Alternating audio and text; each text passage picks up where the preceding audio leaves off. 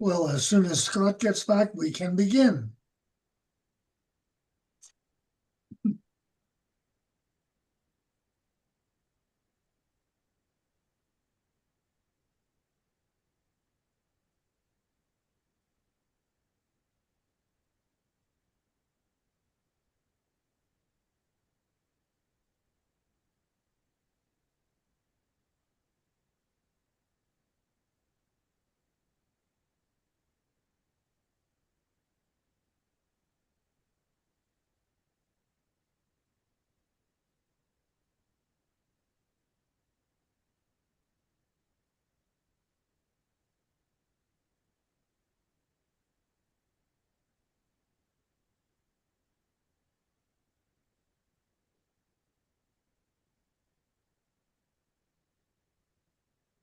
Hi, Senthil. Hi, Jeff.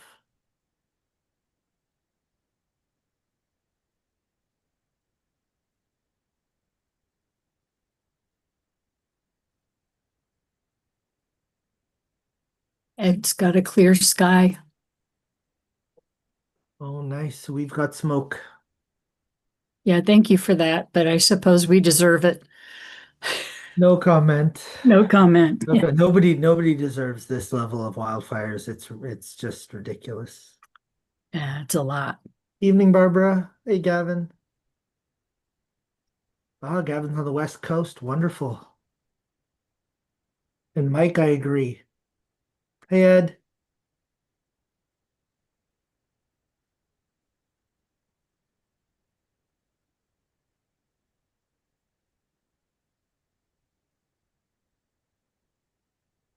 Rub it in, Jeff. It's okay. I can take it. Yeah. And hi, John. Yep. Hello, everybody.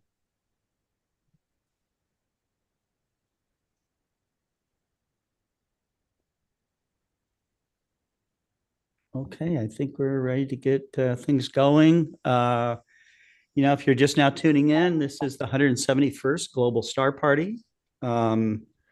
We are, our theme is breakthroughs, but we are honoring Mr. Eclipse, Fred Espenak, tonight.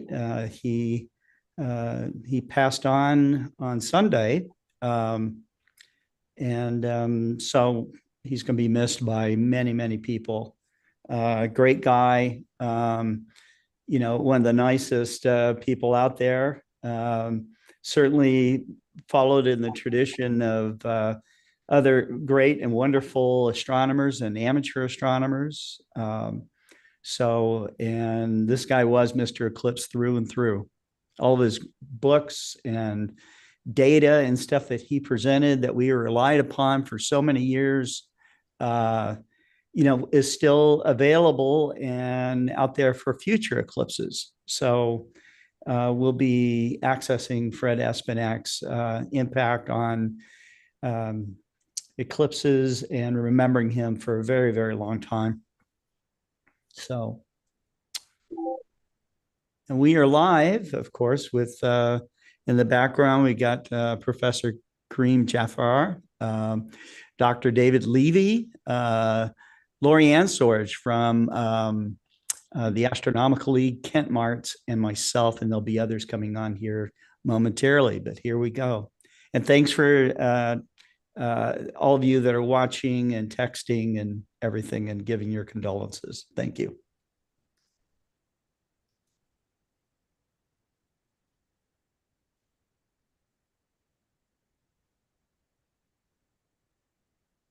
This is such a cool visualization. It is a Delta Scuti star, and as imaged by Tess and visualization by Tess team. Very, very cool stuff.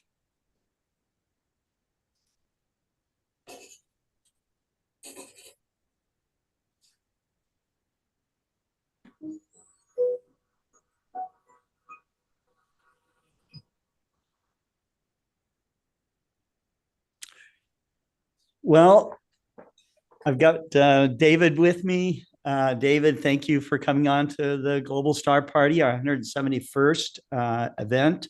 It's the first time we've been back on since Astronomy Day with the Royal Astronomical Society of Canada, of which I'm happy to say the RASC organization is also coming on as a co-host of the event. So, and a regular co-host of Global Star Party. So thank you very much to all the RASC members, and especially to Professor Kareem Jafar, who is with us tonight. So, anyways, David, I'm going to turn it over to you. Sad news about Fred Espenak, but he lived, as he said, a very full life. He had no regrets, and I think that's a wonderful way to move forward and to look upon one's life and impact, on others. So, thanks. Okay, is it my turn? It is your turn. All right, thank you very much. Yeah. I was thinking before Scott called me this morning to tell me about Fred, about what I was going to say about breakthroughs. And I'd like to say a little bit about that in any event, because in some of our lives, they are defined by something that takes place in a magic moment. Those of us familiar with the movie Oppenheimer know that for him, it was the first atomic test in July of 1945. For me, and for Gene and Carolyn Shoemaker, it was on May 22nd, 1993, when we were informed that a comet we had discovered 2 months earlier was going to collide with Jupiter. And that was a moment that changed our lives forever. For Fred, it was probably every eclipse of the sun, total eclipse he has seen. And for my poems today, in order to honor Fred, I'm going to give you two poems that have to do with eclipses. One that have to do with a solar eclipse and the other with a lunar eclipse. The solar eclipse one comes from Macbeth.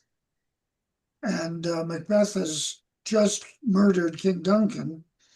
And there's a group of people outside the palace that are gossiping about it. And one of them says, "By the clock, 'tis day, and yet dark night strangles the traveling lamp. Is it the night's predominance, or the day's shame, that darkness does efface of earth and tomb, when living light should kiss it?" The other poem is by Thomas Hardy. And it seems that he's witnessed a total lunar eclipse from London in 1902. And a year later, he wrote this sonnet as at a lunar eclipse.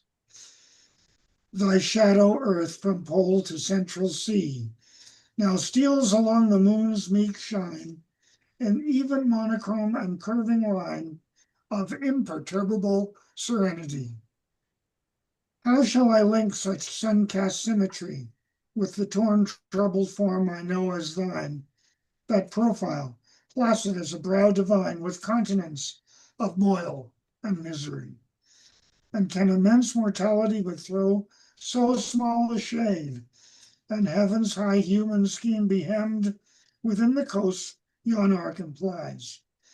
Is such the stellar gauge of earthly show, nation at war with nation, brains that teem, heroes and women fairer than the skies?" Fred, we're going to miss you as you proceed now on your own journey.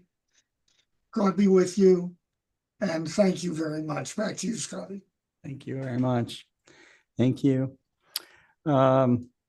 We are going to bring on Kent Marks for a couple of minutes here. He wanted to remind us about the strawberry moon that's coming up here. So I will bring that over to you, Kent. Thanks. And you are muted, Kent. I'm not now. There we go. I saw something about the strawberry moon being one of the lowest in the skies. So I mentioned to Scott, and he says, well, come on and do a segment. So I went, okay. And so I started doing research and thought, okay, I'm going to make a PowerPoint real quick. So I'm going to take up a little bit of time here. And you don't think many of us know what the analemma is. It's the figure 8 pattern you see on a globe or the sun in the sky. If you take a picture at the same time every day, it makes a figure 8 pattern. Some cool science there. But the moon does it too, okay? Which I guess I innately knew but hadn't thought about. But the strawberry moon, let's see, there we go. And it's called an analemma. What's going on here? There we go. I'm getting caught up. If you don't pay attention, and I've had people say, I didn't know you could see the moon in the daytime. Well, they're just not paying a lot of attention. I see Laurie nodding her head. Yes, she's heard that, I'm sure. So it changes position in relation to the horizon. Because the moon rises opposite the sun, when the sun is at its highest point in the northern hemisphere, the moon is at its lowest.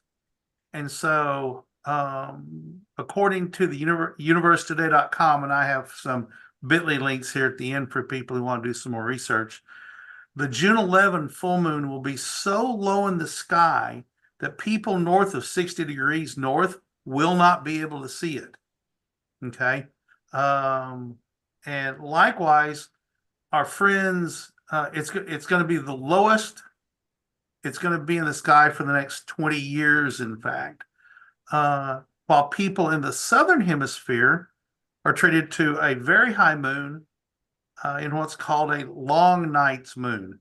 Now, we're having a short night moon right now. They're having a long night. And remembering, it's a pattern for northern hemisphere people. The long night's moon was last December, and we missed discussing that.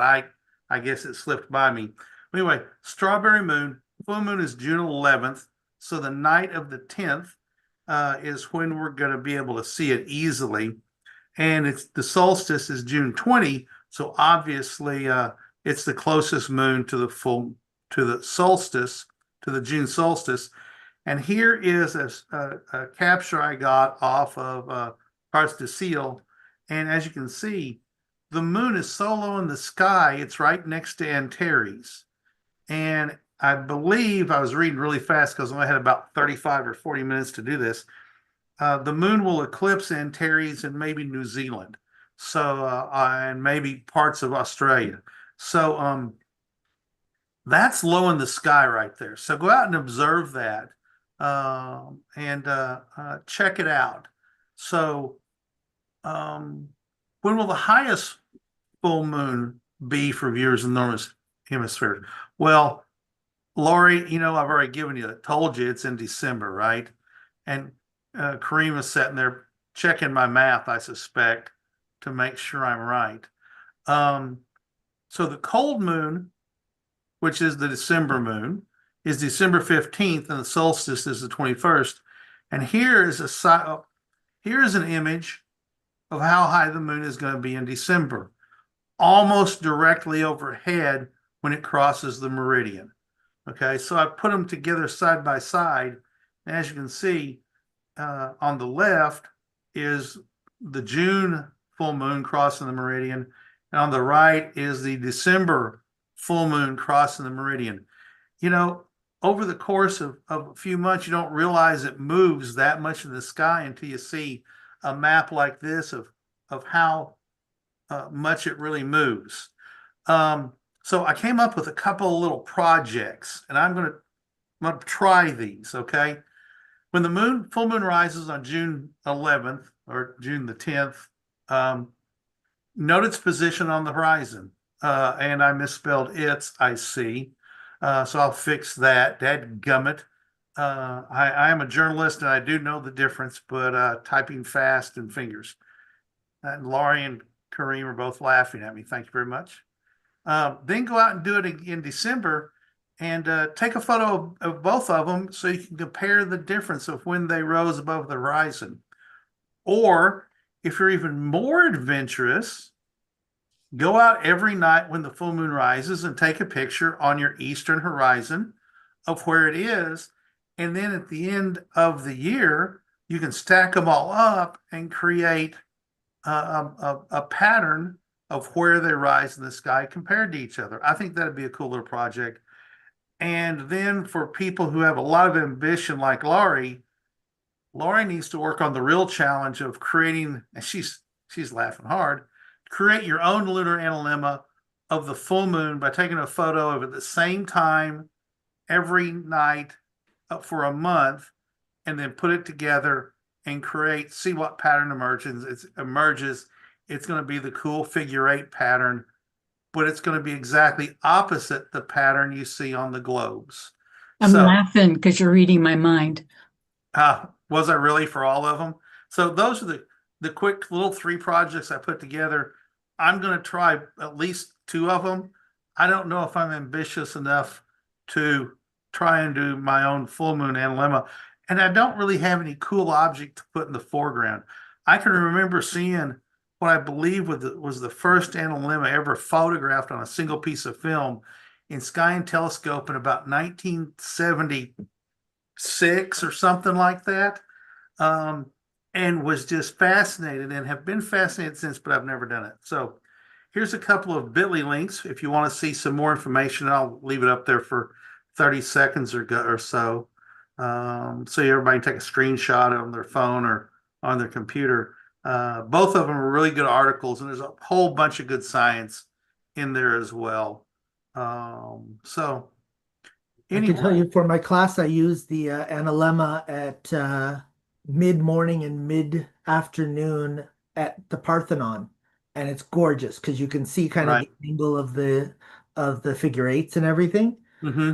And I've been using timeanddate.com for years, having students kind of plot out, the height of the sun and the relative hours and figure out latitude and tilt and everything.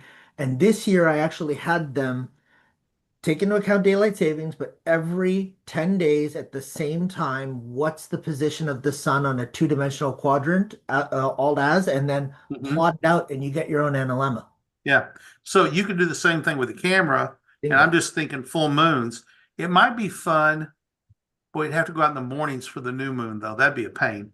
But that would really be a challenge. That's the 4th challenge for you, Laurie, is to get a full moon, new moon, full moon, new moon, all on the horizon, 30 degrees above the horizon. Do the math on that. So anyway, Scott, are you back here? I'm back. All right. So I am going to stop sharing my screen now. And assigning homework. And assigning homework. So have I stopped sharing? Yes, looks like I have. Okay. I'm just letting you know I'm not marking the homework. That's your job, Kent. Nope, I'm not. But you know what? If you people do this, share. Scott loves having people on. If there's a viewer out there who who tries to tackle this, absolutely, we're willing to hear from you. I know Scott will put you on. We should actually aim for next summer having an analemma section in Skies Up. Oh, are you? Yeah, cool. All right, I'm saying we should. Anyway, we should.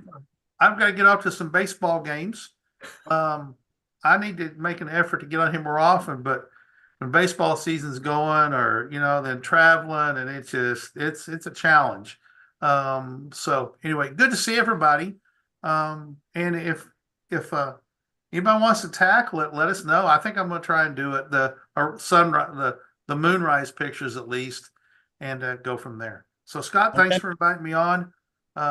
Laurie, David, Karim, good to see you. Good to see you, Kent. Yep. Okay. Bye. Bye-bye. Okay. All right. Well, that's great. It's been a long time since Ken has been on Global Star Party. So our next speaker is Professor Karim Jafar. Karim is not only the outreach coordinator, but you're like director over all outreach for the Royal Astronomical Society of Canada. That's that's amazing, but a big responsibility, I think. So It is. I'm just the chair of the committee. I just, honestly, it's the team. It's the outreach team. It's the centers across the country, and it's the passion of all the volunteers that we have everywhere that just makes it happen. Right.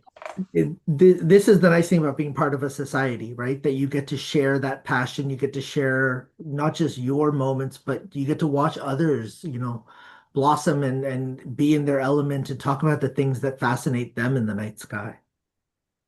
Yep. All right. I'm going to turn it over to you. We've got a couple of videos that you asked me to spool up here. So whenever you're ready for that, let me know.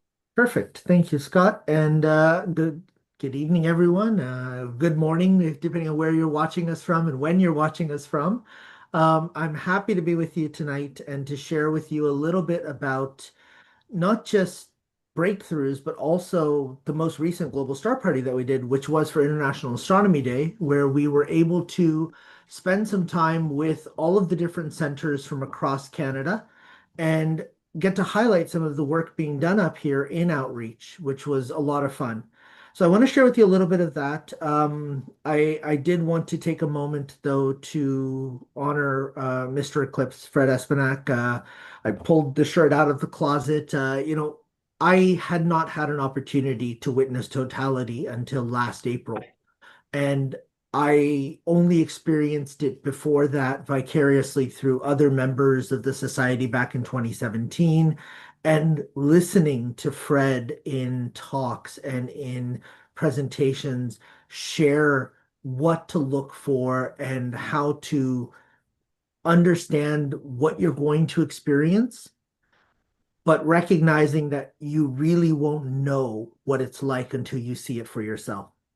And so I think in honor of him, the best thing I can say to anybody out there who didn't get a chance recently over the last decade where we've had some incredible eclipses, sign yourself up for the next couple, get yourself out there into the path of totality, try to do the amazing 6-minute totality coming up in a couple of years through Northern Africa, but get a chance to see a solar eclipse and to stand in that amazing shadow of totality, that band that crosses through where you actually feel it get colder, see the sun completely covered, witness the corona with your own eyes. And that's when you'll appreciate the amount of sharing that was done by Mr. Eclipse. Right. So I wanted to start, as we always do, in the EPO, the Education Public Outreach Committee, at the RASC, at the Montreal Center, with a land and sky acknowledgement. Not only is the RASC, across Canada in so many different geographic areas, there are incredible Indigenous nations, and we share the night sky with them just as we share the lands and the waters with them. And when we look at the night sky, as Kent mentioned, this strawberry moon, it's not just the settlers that call it the strawberry moon. The Ojibwe call it the strawberry moon as well. The Cree, on the other hand, would call it the egg-laying moon because the waterfowl would lay eggs at this time of the year. And then you have the Mohawk and other First Nations that would refer to the fact that crops are not ready to be picked yet, calling it the small fruits moon or the green corn moon. Well, one of the ones that really sticks with me is from the East Coast, from the Mi'kmaq, who call it the trees fully leafed moon. And yesterday I got out there, and with my tree in my front yard, there was the almost quarter waxing crescent moon, beautifully right above the tip of the trees. And you can see the wispy clouds there. I don't have a picture from today, and I'm not going to go out today because we have an incredible amount of wildfire smoke just coming down from the west, even down through Florida, coming back up on the Gulf Stream. And the amount of smoke makes it difficult for us to go out with any equipment. And it also isn't really all that healthy for us either. And our hearts go out to everybody who's been displaced by these wildfires. Here in the Montreal Center, we have a few public events coming up. This weekend, we actually have the 5th annual Astrofest, and we were one of the founding partners of the Astrofest just before COVID, we launched this at the Montreal Planetarium to bring together all the different societies, the amateur astronomers, the professional institutions like McGill and University of Montreal, as well as the Cosmodome, the Canadian Space Agency, and the planetarium, and then the student groups from all the different schools to share a little bit of our astronomy outreach with the entire public. And so over the span of 2 days, we have thousands of people pass through. We have daytime observing, we have activities for kids, we have talks, we have workshops. And then at night, we actually have not just the observing with the nice waxing moon, which will be a gibbous this time around, but we also have live music and treats, and we have performances. And so it really is just a festival of astronomy.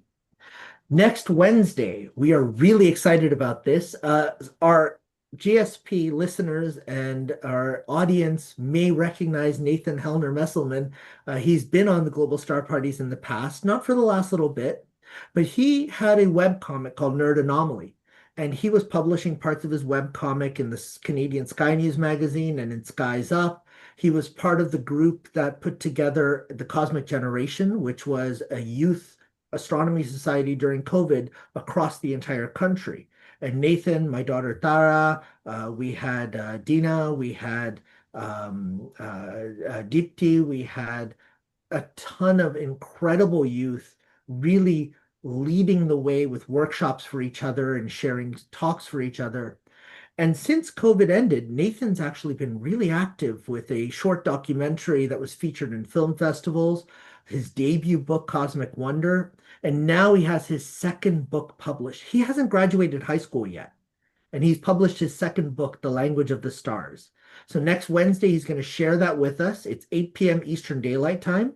It's on our RASC Montreal Zoom Clubhouse, but we're opening it up to everyone. So join us next Wednesday at 8 p.m. Eastern Daylight Time, bit.ly/RASC Montreal, and you'll get to hear Nathan talk a little bit about his journey, his writing, and this specific book, which is just incredible. Now, we are also in the middle of moving our astronomy library, the I.K. Williamson Library, to a new location in my science building, the Anne Marie Edward building. And we're really excited about this because it's ready to be opened. So on Monday night, June 9th, we have our opening of our library at 7 p.m. And we have lucked out because our speaker for this first night is Frank Hughes. Frank Hughes was the one who built the Apollo simulator that trained the Apollo missions back in the 60s. So he has stories from Gus Grissom and Neil Armstrong and Buzz Aldrin, and the entire group of Apollo astronauts went through training by Frank and his team. And he's going to talk to us a little bit about his latest book, The Great Apollo Train Wreck. That's an incredible opportunity. And so he's coming here in person. So if you're in the Montreal area, drop me a line and I'm happy to have you come as our guest. But we're really excited about this. Now, the reason I'm here tonight is to talk about last Global Star Party, which we did for International Astronomy Day, May 3rd. And Scott and Kent both came up to Toronto, and I drove down to Toronto, and we ran this event live from the David Dunlop Observatory. So those of you that joined us, you know this was a fantastic event, almost 5 hours. We had a blast sharing not just the outreach, but the facility there at the David Dunlop. So the grounds themselves are beautiful. You've got the actual observatory, and then you have the administration building, which used to house 3 telescopes up top. But the key, the reason that you go there is the incredible 74-inch telescope, the largest in Canada, which was a research telescope for the longest time. We have Phil, who's our telescope operator for the RASC Toronto. Scott and my wife Karima are there. We were getting a chance to see this telescope in action. And to get a better idea of the scale of the telescope, there it is with Scott there underneath with Kent in the background. And we gave the actual star party from the administration building from the library. And that's the RASC president, Michael Watson, with Scott and I towards the start of the session. And then later on, we even had a nice informal discussion with Ray Kahn and Ron Breacher and chatted a little bit about the history of astronomy and astronomy outreach there at the DDO. We had all these centers from East Coast to West Coast. Chris Kerwin from Astronomy by the Bay was on with us, and we got to share a little bit of what was happening everywhere across, while at the same time, at the DDO, we had talks going on inside. We had tours of the telescope itself, explaining how it was set up across the meridian so that you had the northern alignment built in, how the telescope determines what it's following, the gear ratios, everything was described to this incredibly engaged audience. And just in case the clouds parted, we had a team of astronomers ready with telescopes outside as well. This entire event ran off of the volunteers. You know, you have Scott Kent, myself there. You had the volunteers running both the support for the actual star party as well as the in-person events happening there at the DDO. And the next day, the RASC National invited us to the office where we had the Dorner Museum collection, and we had the incredible historical library there. And we got to just enjoy a bit of informal chatting. We had youth, we had our RASC members, we had our executive, our board of directors, and then we had the three of us there with my wife and my daughter were there. They volunteered the entire night. It was incredible. We had a blast. And Mickey had put together these incredible souvenir bags that all of our participants and all of our volunteers got to take home with them. And then she even put together, either she or Trisha did, this wonderful, I guess it was kind of a summary video, right? This was actually Mickey Wong who does our programming. So let me go back over here. I'm going to have to unshare you. That's okay. Let me stop that. And then I will. This is a nice little video that you put up on social media that just kind of gave us a nice. Now this is the reel. Is that what you want to start off with? Exactly. Okay. So yeah, this is Mickey Wong's handiwork here in making a short.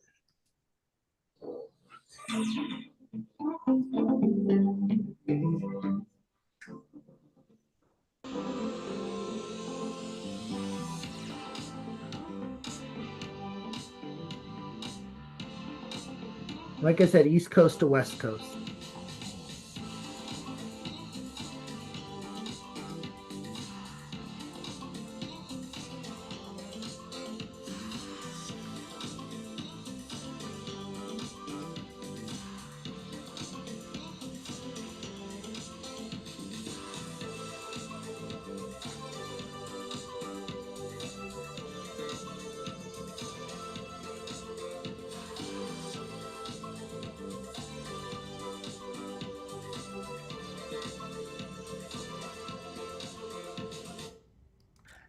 And so we also had a bunch of pre-recorded segments, but we weren't able to play two of them during the Global Star Party. So I've asked Scott if we have. Oh, okay. time. So this has video that I didn't see. All right.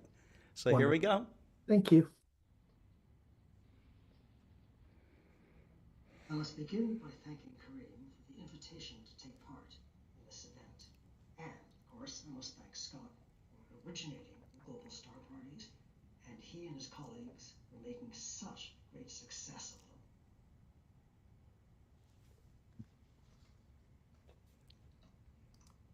them. Modern astronomy is a cooperative endeavor. Our exploration of the fabric of the universe is something very social, and we're not sure. I don't know if the audio's coming through. Join in a global star party, an extended Should be. alliance. I hear it from your microphone, but not like from the video. We share our images of the universe around the globe. We participate in citizen science across borders, and we freely Is that better? what we know and don't know to our mutual benefit. We've been doing this. Not in the Zoom room, maybe microphone, but not like from the video. Sorry. I was trying to see if it went out on the stream and just wasn't going out here, but I don't think it is. No audio. Yeah, so just hear it through your microphone. Maybe the audio isn't shared. I was trying to see if it went out on the stream and just wasn't going out here, but I don't think it is. course, the 49th parallel have historically been Scott, can you try the other one instead? Let's see if the other one shares sound, the one from Deborah. areas of society. Narrowing our focus, we have time to quickly view a few.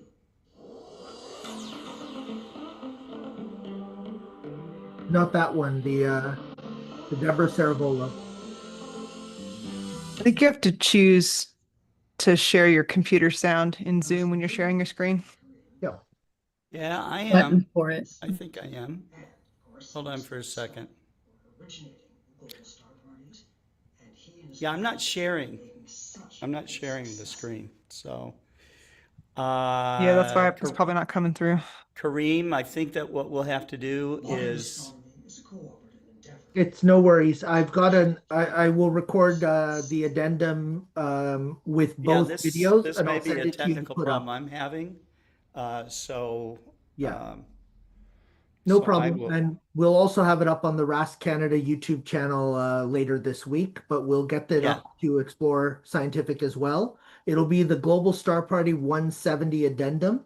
So please do watch. It's some incredible content from our RASC archivist, Randall Rosenfeld, as well as from astrophotographer Deborah Saravolo from British Columbia. And she does a walkthrough of her observatories and her apertures that she uses for astrophotography. Mhm. And I have to tell you, I have increased my my shopping list since watching her video. So maybe watch it closer to Christmas if you want, or watch it, Father's Day, Mother's Day, birthdays. And Molly's liking this. She's starting to think, okay, I got to put, a nice little Amazon wish list or Explore Scientific wish list. Ooh, yeah, we should have like a wedding registry on Explore Scientific and things. Yeah. Okay. We've had Deborah on the astro-imaging channel a couple times before as well. And yeah, she's wonderful. Oh, she's amazing. And so she was heading out to France for a photography session Oh, wow. and recorded this in advance just before her plane took off. So I feel so bad that we haven't been able to show it yet, but we will have it up online for everybody to enjoy, and we'll post links on Facebook, and I'll share the link as well on the next Global Star Party. Thank you, Scott. Okay. Thank you so much. Okay. I hear a little bit of an echo, but I think the audio is okay at this point. So, all right, and I promise to get the video fixed for the next program. So, No problem. all right, thanks so much. All right, so we have Molly Wakeling. Molly hasn't been with us in a long time. I had the privilege of being on with her on Sunday. And Molly, do you remember we were talking about Fred Espenak at the end of the program? Yeah. And, she and I had no inkling that he had actually already passed on. And I think it happened. It was sometime on Sunday. I saw it was on the 1st. Yeah, Sunday afternoon is when it was. And so it was, it happened maybe an hour or two before we were talking about him. But anyhow, just a strange kind of coincidence there. Molly, thanks for coming on to Global Star Party again. And it's been a long, long time. You mentioned you were going to give a recap of your PhD experience and the things that have been going on in your life. So that's great. And we're glad to have you back on. Thank you.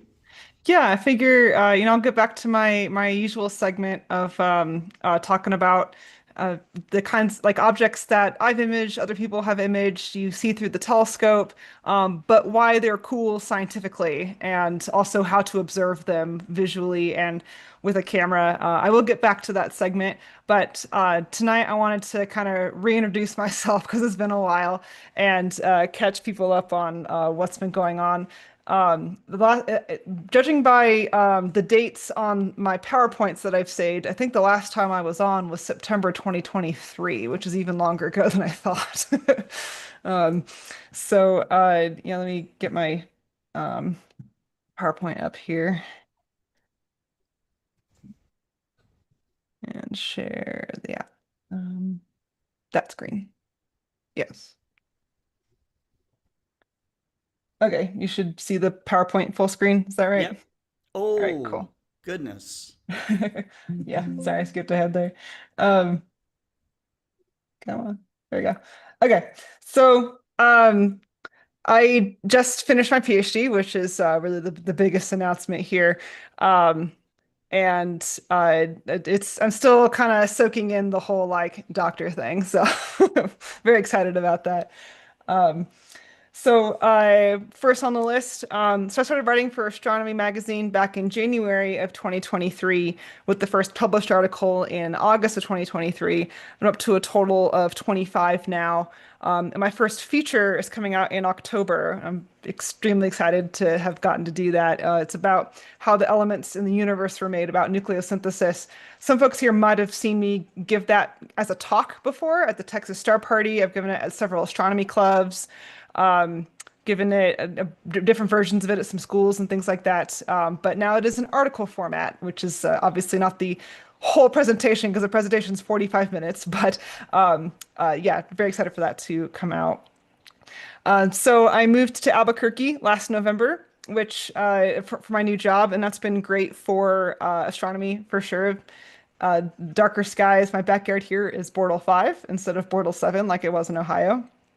And um, I definitely have a lot more clear nights as well and a lot drier weather. And yeah, huge fan. It's been great for astronomy. This is my mom and I on the drive from Ohio to New Mexico.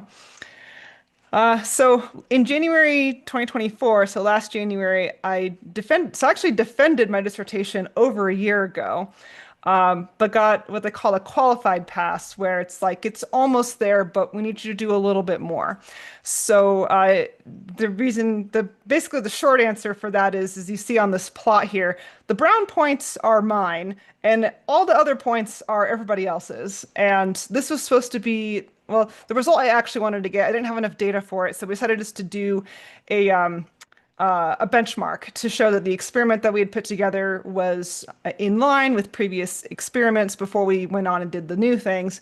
And well, it wasn't looking great. So, but we wanted to figure out why. So I spent the whole next year trying to figure out why my answer didn't match up with the others. And during that time of trying to figure that out, I was in a pretty bad car accident in July of last year that I miraculously walked away from. You can see me pretty uninjured in the ER there.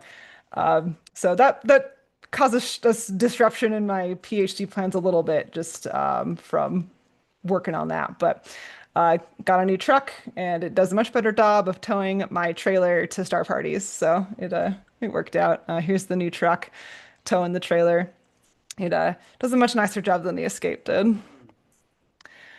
So come August, I gave an update to the committee, and as you can see here, the black points are mine.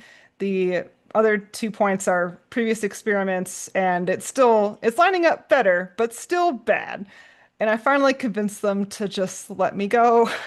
I looked under every rock and tried everything that my committee suggested, and the code was working for the other people in my research group were getting answers that made sense using the same code and the same analysis process. So this one remains a mystery. Maybe one day I'll be vindicated and this will actually be the right answer, but probably it'll just come to me in the middle of the night 5 years from now. So we'll see. Maybe we'll find out someday what happened. But they did let me graduate. So in March of this year, so just 2-ish months ago now, actually walked and graduated and got hooded and the whole thing, and it was great. Picture here with my parents and my advisor on the left doing the hooding. Astronomically speaking, it's been an exciting year as well. So we had aurora over Albuquerque, which is a rather southerly latitude here at about 35 degrees. And so in May, we had a spectacular show. In fact, the picture on the right, we had aurora overhead. So it wasn't just looking north and seeing it in the distance. It was overhead for a brief period and bright enough to see with my eyes. Like this, the picture on the right, I could see visually. And yeah, it was incredible. So I went out and got a bunch of pictures for sure. And then in October, we had another aurora event that was even more spectacular. You could see all the green showing up in that nebula there, or in that aurora there. And I did get images of that auroral arc that we had. I still haven't put them together into like a panorama because I took a panorama of it. But yeah, spectacular. I could see a fair amount of this visually, especially when it kind of flared and got brighter, but the camera picked it up quite readily. And then, of course, we had the solar eclipse this year. I was originally going to go to Texas, and I was going with my friend who's in the picture there on the left. And we were looking at the forecast, and it was looking bad, and it was looking bad, and it was looking bad. And finally, like 2 or 3 days out, we made the call to, instead of driving to Texas, we drove to Ohio. So I drove up to Denver, where he lives. We hopped in the car and drove, I think it was 21 hours straight to Toledo, where his mother lives. And then we went to Salina to see the eclipse. And it was a little bit hazy with some high altitude clouds, but still very clear view of the eclipse. And I got a nice image of it. This is a stacked exposure here, like an HDR exposure with some incredible detail that came out in the corona with some new processing techniques this year. And yeah, those prominences on the edge were visible naked eye, which was they looked a lot bigger than they do in this picture. It was incredible. And then on the left is a picture of us, a selfie mid eclipse. So that was which I hadn't gotten in previous eclipses. That was very exciting to get one of those. So same friend, we own 9 acres of property out in eastern Arizona and about an hour and a half east of Tucson. We go camping out there, and we bought a 16-inch f4.5 Discovery from a lovely couple in Sedona, and it is absolutely incredible. We had a guy who owned a 20-inch Obsession look through it, and we took it to a star party, and he was impressed with it. So if he's impressed, if a 20-inch Obsession owner is impressed, then you know it's a good scope. And yeah, we're very pleased with it. We hauled it out to the site, and it's about Bortle 2-ish, maybe 2.5, depending on how many particulates are in the sky. But yeah, it's quite nice out there. We took 4 trips out there in the intervening time between last time I was on the show and now, including right after graduation, we took a trip out there. We built that shed. There's no road, so we have hauled almost everything by hand. We did make one daring truck drive with the entire shed in pieces. That was a whole adventure unto itself. Cutting across the neighbor's property with permission, because we can't, the easement is not passable, so we had to find a way around. So it's been a whole adventure setting up out there. And we camp in the shed. It's the shed cabin. I've gotten some fantastic pictures from out there with those nice dark skies. We each have brought a telescope rig out there. We'll eventually be leaving some imaging rigs out there instead of having to haul them each time, but we're kind of getting those put together from spare parts around our respective houses. Here's some more images. Milky Way. It is, I think our latitude out there is about 30 degrees. So we were able to see Omega Centauri about, I think it gets as high as 10 degrees off the horizon there. And so we looked at it through the telescope. We got some great images of it. And it is, if you're not familiar, Omega Centauri is the largest globular cluster yet known in the Milky Way. It has some 1 million members. And you can mainly see it from the southern hemisphere, but far enough south in the US, you can see it. And you can see it naked eye when you're further south and it's higher in the sky through a telescope, any size telescope, binoculars, anything. Incredible globular cluster. And I love globular clusters through big, juicy dobs. I went to Rocky Mountain Star Stare in June of 2024, my first time going to that particular star party. I am going back this year, so if you're heading out there in later this month, I will see you there. It's in a beautiful setting in the Rockies, and it's at about 7,000 feet. Brought my trailer out there. We brought the scope out there before bringing it out to we call it Semper Tenebris, the property we have out there. Always dark. Yeah, I had a great time at the star party. Got this nice picture of the cosmic bat. I would like to do that again with a longer focal length at some point. But yeah, that came out quite nice. It is. I realized that this image is actually upside down because I actually can see the bat now that I didn't really see before. So next time I'll have to make one that's the other way around. I went to a small kind of local star party hosted by the Amarillo Astronomy Club, called the San Ignacio Star Party in eastern New Mexico. They invited me out there to speak. I gave the nucleosynthesis talk that the astronomy article coming out is for. I got my own job in their intervening time. I have a 12-inch f5 Skywatcher, which is obviously not as good as the 16 Discovery, but is it's more portable and it's nice to use. Did some imaging out there in that beautiful locale. Got these pictures here that I'm quite happy with. Just this really cool region near the Milky Way, NGC 6914, and the Ghost Nebula, which has been on my list for a long time. I mean, I save all my dark nebula for when I go to star parties because you really have to be under dark skies to get very much of that. I was invited to do the workshop at Nightfall Star Party this year, which was a huge honor. Like Adam Block did it the year before me, so me getting to do it is a huge honor. Had a great time out there. That's in Southern California. The Borrego monsters are out there, which is a whole ton of these metal statues of animals, and there's also like a Jeep and other random things.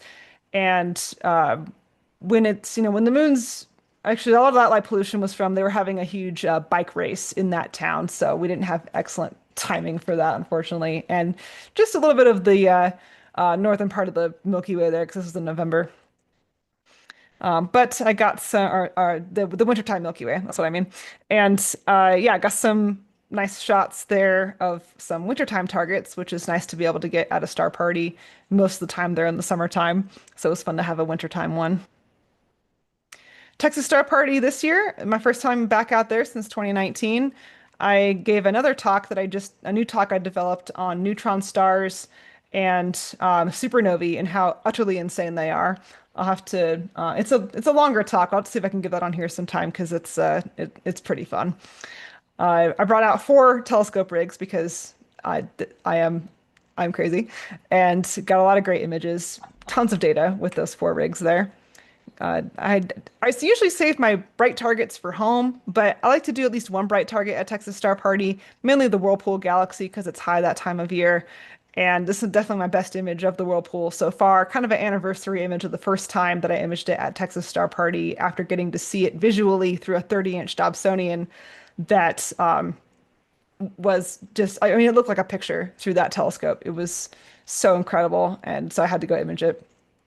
Rho Ophiuchi, I have long sought imaging this region. I have an excellent image of it from when I got to go to Chile in 2019, but I wanted to do it again, and I did this time got to get some of the Blue Horsehead Nebula in there because in 2019 Jupiter was just up above the structure here, so I couldn't get after the Blue Horsehead or even kind of the top of the complex. So got a nice image of that. And as of February of this year, I now have 5 telescopes up and running in my backyard, which is very exciting. I do kind of a semi-permanent setup where I put covers on them, but they live outside year round. And I just pull the covers off and image every night, which is a lot of fun. These are some images I've gotten from the backyard. I've gotten quite a few good ones, but just selected a couple so this talk wouldn't go too long. And the latest development is last weekend, I drove a telescope rig that same friend Dan and I put together out to Starfront, which is a relatively new remote host observatory in central Texas. And we put that telescope out there, but on an MX Plus. And I did all the integration testing for that here at home. It is currently in the queue to get set up in one of their new buildings that they just built out there. And soon we'll be able to get Bortle 1.5-ish. It's pretty dark out there. Images from a long focal length telescope that's set up out there permanently. And now you're all caught up. That's what I got. Right. Did you put the A like upside down for this one? Yeah, or has it always been that way? So no, it's always been that way. Here, I'll just explain it real quick. So I actually came up with this one day. I'm just teasing you. Yeah. It's the mathematical symbol for all. And the Okay. second line here, astronomy for all, it's also the symbol we use turned sideways to represent the observer in quantum mechanics and also in astronomy. It's kind of like with a curved line, the eye. So there's kind of multiple meanings baked into this signature. And I came up with it during quantum mechanics one day, and then my brother-in-law made the logo for me, and it was exactly what was in my head. So it was fabulous. Awesome. Okay. Well, thank you so much. Yeah, Thank you. glad to be And back. we're looking forward to seeing you back on with one of your astronomy, talks. So Yeah, very cool. Molly, I wanted good to see you. It was good to see you at the Texas Star Party this Yeah. year. I'm glad you were so active there, and I really enjoyed finding what you've been up to lately, and congratulations. Thank you. Thank you so much. Yeah, I was really glad to get to see you finally in person at Texas Star Party. And yeah, your talk was amazing. So thank you. Yeah, congratulations, and what amazing astrophotography Thank you. and rigs. And rigs. Yeah, that's right. Yeah, yeah. It's a lot of fun. Very good. Well, and Molly, thanks for having me on your astronomy imaging channel. So that was a lot of fun, and looking forward to being on again. So Yes, we'll have to have you back. okay. All right. Great. Okay. So our next speaker, David, is Lori Ann Storage from the Astronomical League. Lori, what's your what's new? Well, we're going to talk about that, what's new with the league, and we're going to talk about how people can get their personal breakthroughs, since that's the theme of our global star party tonight. Mm-hmm. Mm-hmm. So I'm going to let's see, share a screen, and I'm going to do that, and I will pull this up and move that over a little bit.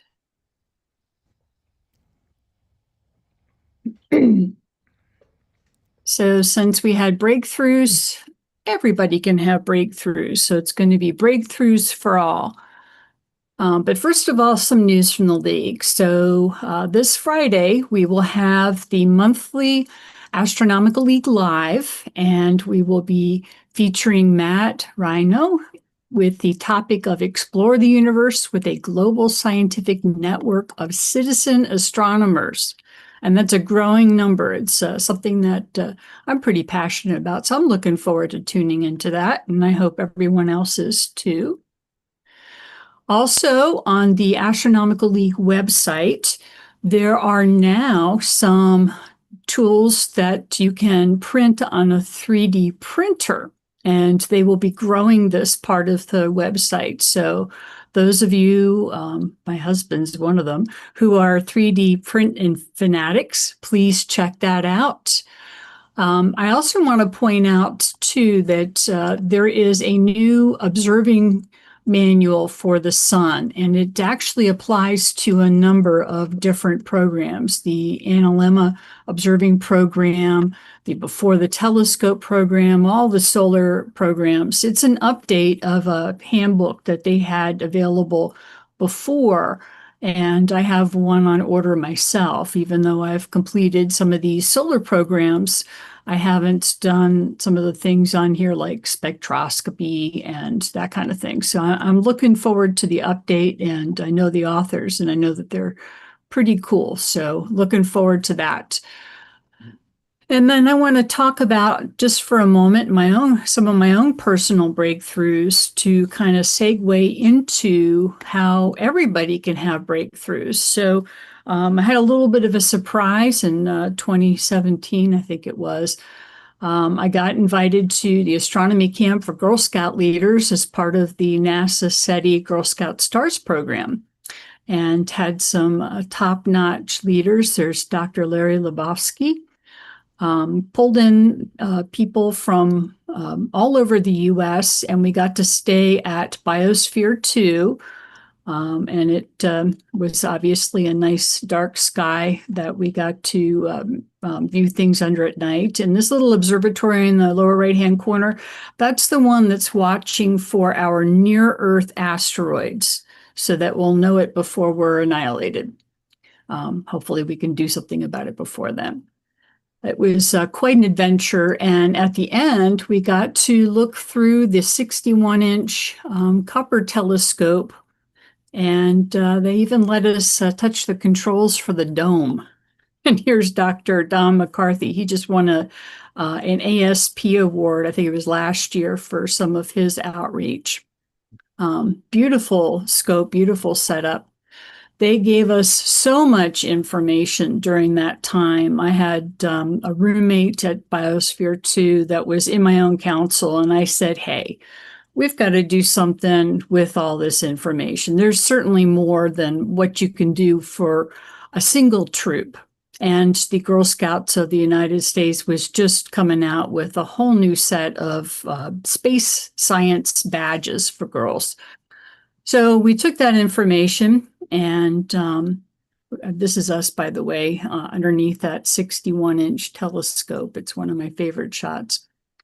And we put together an astronomy day. It was my first one. Didn't know what I was doing, but found the book that David had edited and authored, and we pulled it off. So through that experience, Daisy Brownie Juniors all got to earn their complete badge for that first time through. The badges were hot off the press. We won the Astronomy Day Award for that. All because a little bug went ka-choo? Well, all because that one opportunity had opened up, and I was able to pull together some other adult scout leaders, and we could make something of it. So timing and opportunity is where things happen, and it's where breakthroughs happen.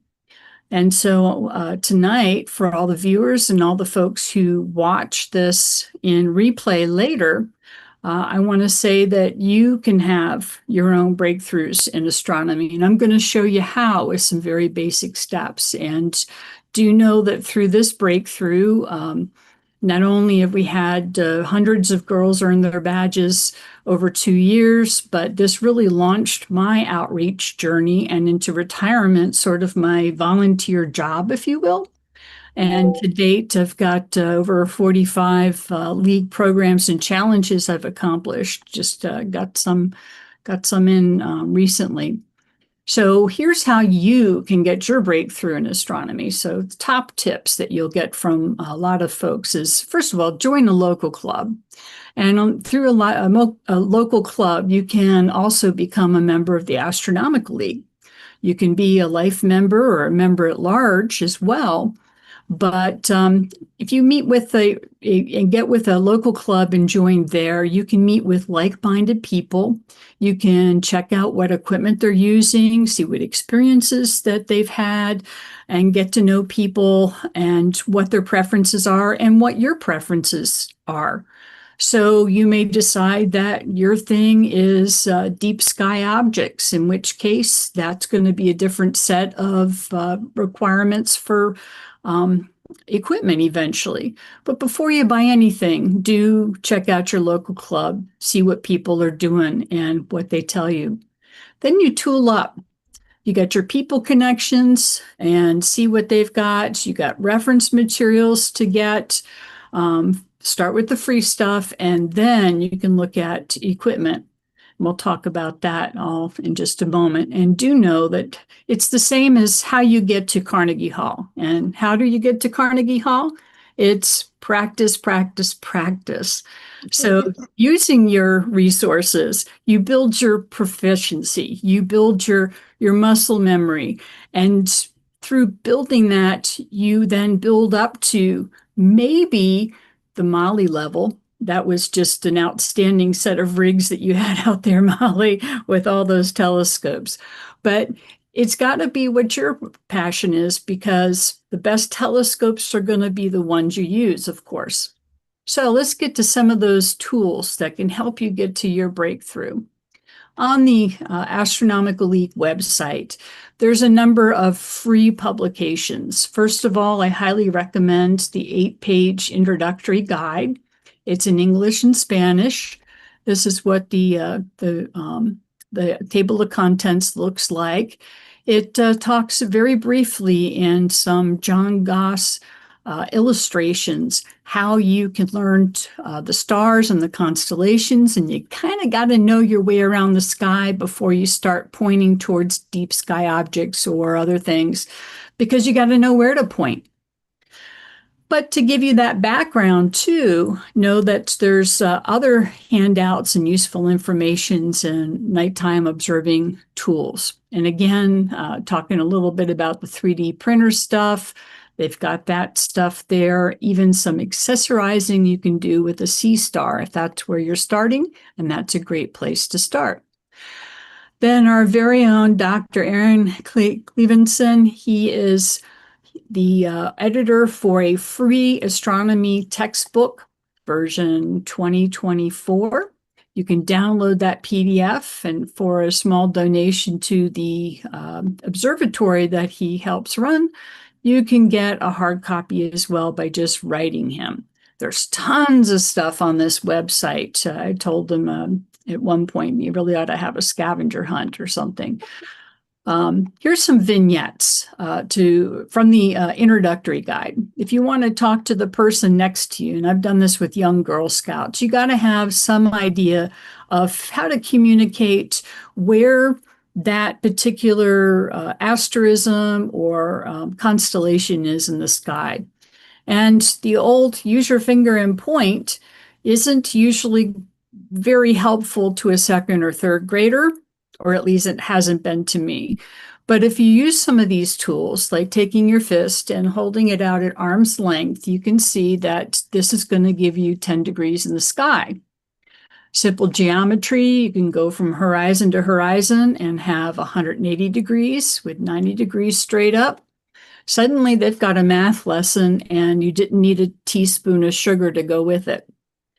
Well, these little vignettes have all kinds of neat stuff, like some basic objects on the moon you can see before you go and purchase a telescope, because that can be pretty costly for some. It gives you some idea of where to start asking yourself questions. And then it's always promoting binoculars. A simple pair of binoculars can really show you a lot that you just hadn't seen with naked eye before. So digging a little bit deeper into night sky tools, and this is just a very tiny sampling. There's actually, I believe, a lot more of these little one-pagers that can be found on the Astronomy League's Facebook page, but they are posting quite a few of them and categorizing them onto the website. You can just click on them and see what you're interested in. Some of those things might be what's in the June sky, or why do stars twinkle? How about alpenglow, the belt of Venus? How many people have heard of that? I learned about that one at that astronomy camp for Girl Scouts. And then the Planetary Nebula Observing Program. There's something between 60 and 80 of these programs. They are all wonderful. I just completed this one myself. And while I feel like I completed some kind of a term paper or essay or something at the end of each one, boy, it knocks my socks off at how much I've learned, how rich those programs are. And there are programs for everybody. These are really tiny print just to give you a sample of the volume of them. But do know that they do classify them by beginner, intermediate, advanced, whether you need binoculars or some other equipment, and what kind of style and needs that you may have. So actually, my number before was inaccurate. There's over 90 challenges and outreach programs, and they're adding them all the time, especially in partnership with NASA. All year long, it's the Hubble 35th Anniversary Observing Challenge. One of my breakthroughs this year has been performing this challenge. I've been doing it all year. This is the objects for May. And the really neat thing about this challenge, sort of like mini vignettes of observing programs, is you're looking at the Hubble images, you're finding the link on the Hubble webpage. They give you a little finder map, and then you observe and either draw or image your object that you've chosen. And you can see there are quite a few northern and southern hemisphere ones to choose from. NASA's doing this, but the AL's doing it. The advantage with the AL is that you get a certificate. If you do one of them a month, you get a silver level certificate. If you do 4 a month all year long and for outreach events, then you can get a pin as well. They give you some requirements for just some basic good log keeping science data that you should capture anyway: date, time, place, seeing, transparency. All that stuff's explained on the website. And there's an example of the one of the certificates. So I would say that everyone who's interested in astronomy, who's looking for a breakthrough, you can find it. There's plenty of resources out there. I invite you to the Astronomical League website, and maybe I'll even see some of you at the AstroCon in a couple weeks in Bryce Canyon. Does anybody have any questions? No. I thought that was fabulous. Well, That was thank you. really, really fabulous. Really enjoyed that. Thank you, Dovi. Do you have any programs about comets? Yes, I have the silver level certificate on comets, and I'm working towards gold. I can't remember how many more comets I need to capture to get my gold, but I think of you every time I work on one. Thank you. You're most welcome. You inspire me. Thank you. Thanks, Lori. Thank you. Okay. All right. Our next speaker is Ron Breacher. Lori, thank you so much. Really fantastic presentation as always. So, Thank you. yeah. And Jeff Wise is watching right now, and John Ray. I see their texts, and they're chiming in kind here, so that's really cool. All right, Ron, it is time to come on to the Global Star Party. Let's bring you on.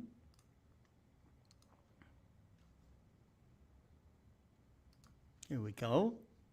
Wrong Ron. You're not the Ron. Here we go. Here we go. Here we are. There we are. Wait a minute, it's Brian Hi, May. Scott. It's Hi, not- David. This is Starmus here. How are you? Everything's good. Everything's Good. fine. We I missed got that. spoiled seeing you in person at the David Dunlap Observatory. Yeah, it was great. It was great. Of course, I was really impressed with David Dunlap, and it was just so fun to see everyone in person. But I was really impressed with the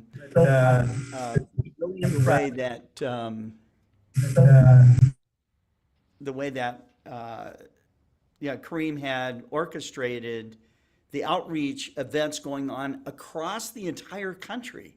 So there was people that were set up outside of observatories, and you could see them interacting with people. It was live, and it was probably the most interesting and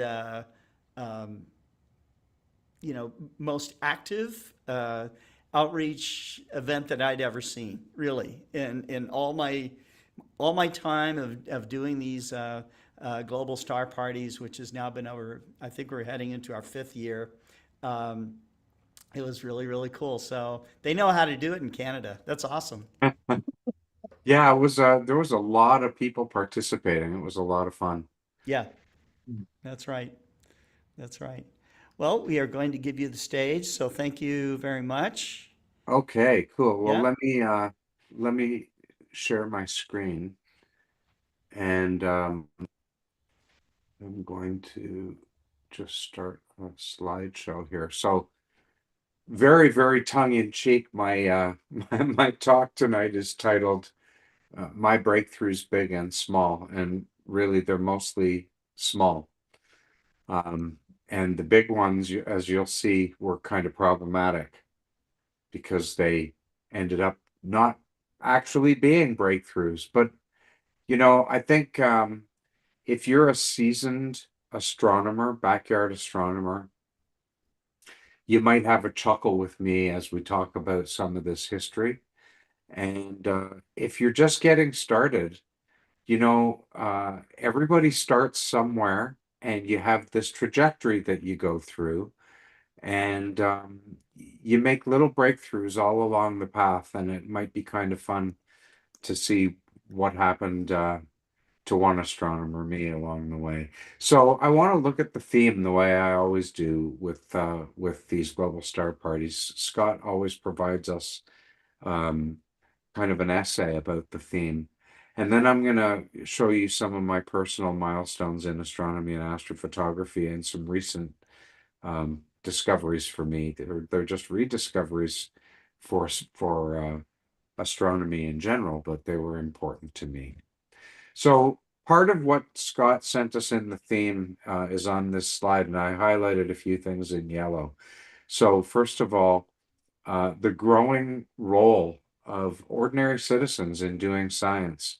And I have a number of students, I teach image processing with PixInsight. And I have a number of students who are doing citizen science. They're working with professional astronomers using their telescopes to gather hundreds of hours, them and maybe groups of people like them, and they're pooling all of their data, able to go after things that the professional scopes just can't go after. So that's blurring the boundaries between professional and public science. You never do know where the next discovery is going to come from. Might be a backyard telescope, maybe even mine. At one point, I thought I had discovered something, and I'm going to show you that.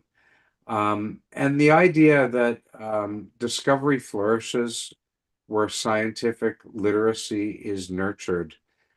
But, I want to point out that the reverse is also true, that you by supporting discovery, you nurture scientific literacy. You make people interested in science. So it goes both ways. So, my first breakthrough was just getting into the hobby. That's the first breakthrough for all of us that do astronomy in any capacity.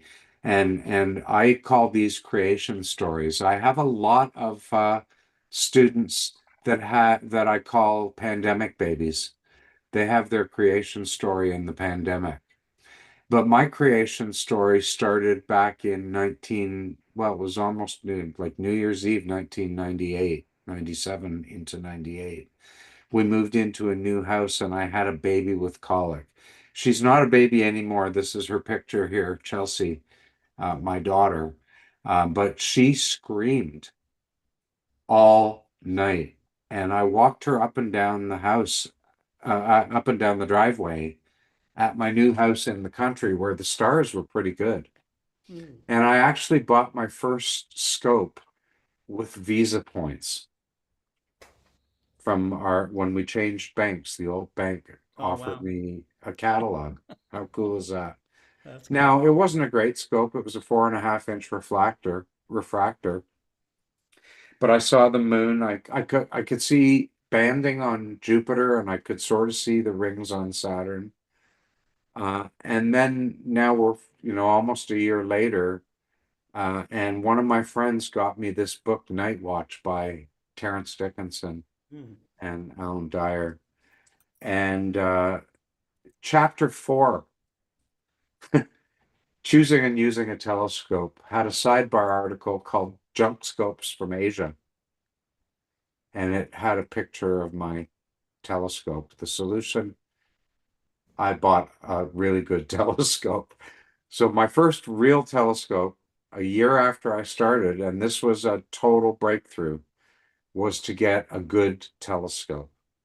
You know, a lot of people give it up because they think they have a problem finding things and seeing things, where the problem might be a department store telescope. You got to go to a reputable dealer who's going to give you good advice. Anyway, I had a great telescope, and that kind of led to an obsession with visual imaging. And sorry, pardon the pun. My wife here, Gail, is standing with my obsession telescope. It's a 20-inch obsession, and I still use it for visual.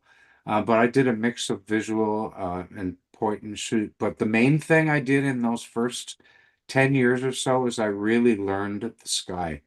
So when I'm at a star party, if I have a finder scope or a laser pointer, I can find a couple of hundred objects, throughout the year. So on any given night, I can find 10 or 20 objects without a map. And with a map, I really can find my way around. That is a really, really important breakthrough for somebody who's going to get serious about visual astronomy. Less important for astrophotography because so much of it is computerized. One of the most important breakthroughs for me happened on my 50th birthday. And this photo was not taken on that day, but it does show the birthday present that Gail gave me on June the 5th, 2009. And it was the Doghouse Observatory. And it completely changed astrophotography for me. So instead of having to tear down and, at the end of every night, set up every evening, I had a permanent setup. All I had to do was open the roof and start imaging. Now, it took probably a couple of years after the observatory was installed to really automate everything well. But boy, that was a breakthrough. If people are wondering what's the one thing that you can do to improve your astrophotography experience, see if you can find a way to have a permanent or semi-permanent setup, whether it's on your property or in a remote setting. You'll be much more productive, and it's just less frustrating all around. There's the doghouse with the roof open. So from 2011 to the present, I've used a whole ton of different imaging equipment. I really learned how to process images. I started with PixInsight in 2009, and recently, a couple of years ago, got recognized as a PixInsight ambassador. A huge breakthrough for me. I couldn't believe it when I was able to start writing for Sky and Telescope. I've written for other publications too, but reading Sky and Telescope, reading Astronomy magazine, I just remember seeing some of my first photos, some amateur astrophotos in the back of Sky and Telescope, and reading the articles and enjoying it so much I would devour it when it arrived in my mailbox. And then to be able to write for that publication and others, that was a huge breakthrough for me because it's just in my nature to want to teach. That's why I'm here with you tonight. It's part of my outreach. I love to do outreach. Some of it is, paid. It's commercial through Masters of PixInsight teaching. But I do a lot of stuff at star parties too. I love it. I have people in my driveway all the time. So really, really good fun. It's a breakthrough when you can see somebody else's lights turn on when you show them something in the telescope that they've never seen before, or even in a photograph that they've never seen before. And then, of course, rediscovering the universe myself through astrophotography.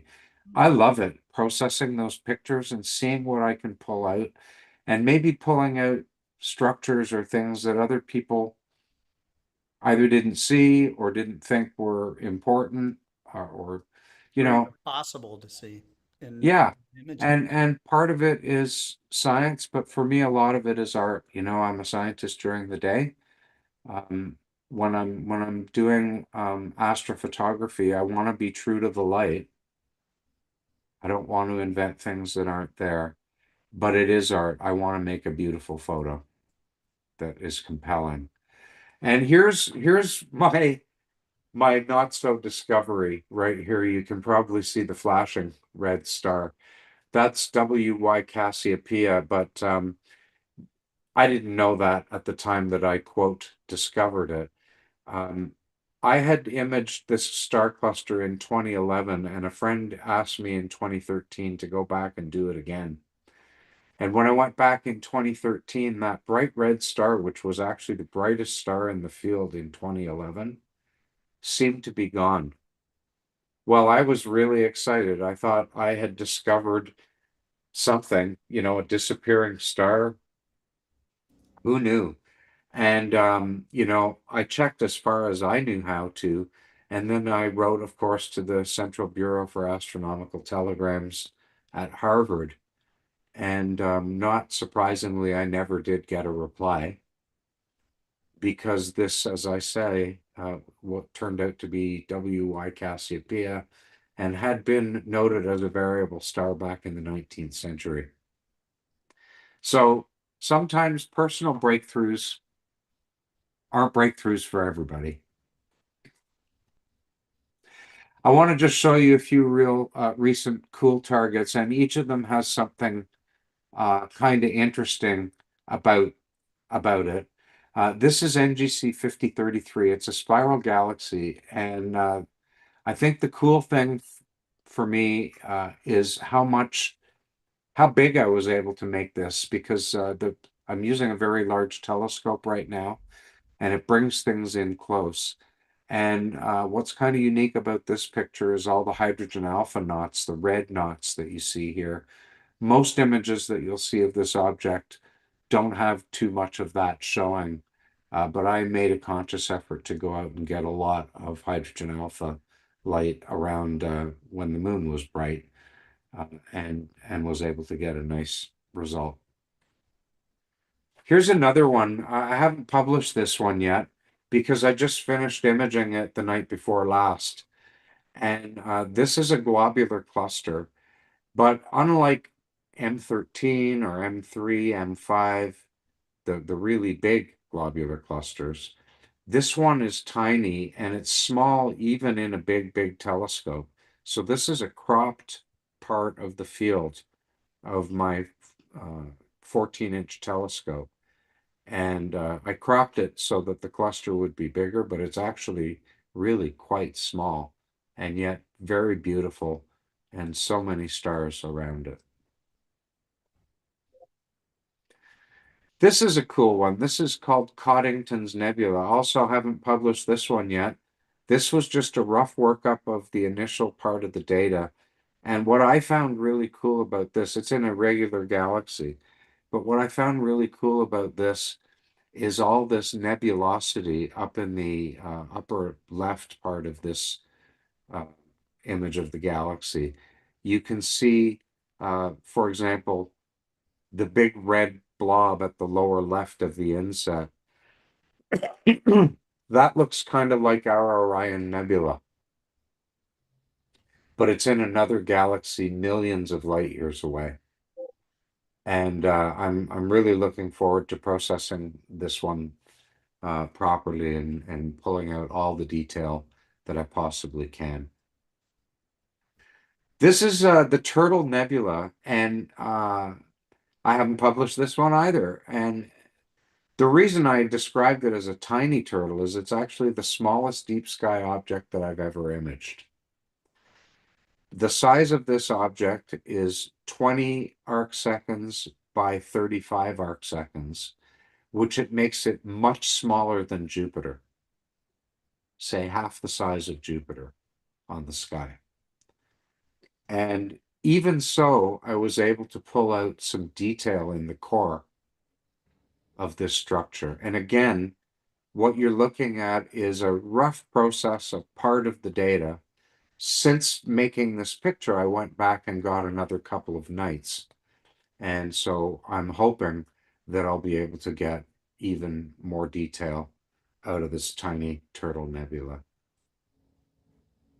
If you want to see any more of my pictures, check me out at astrodoc.ca. You can also write to me at rbreacher@rogers.com. You know, we have workshops, live workshops, recorded workshops, and recorded videos at mastersofpixinsight.com if you want to learn how to process your pictures with PixInsight.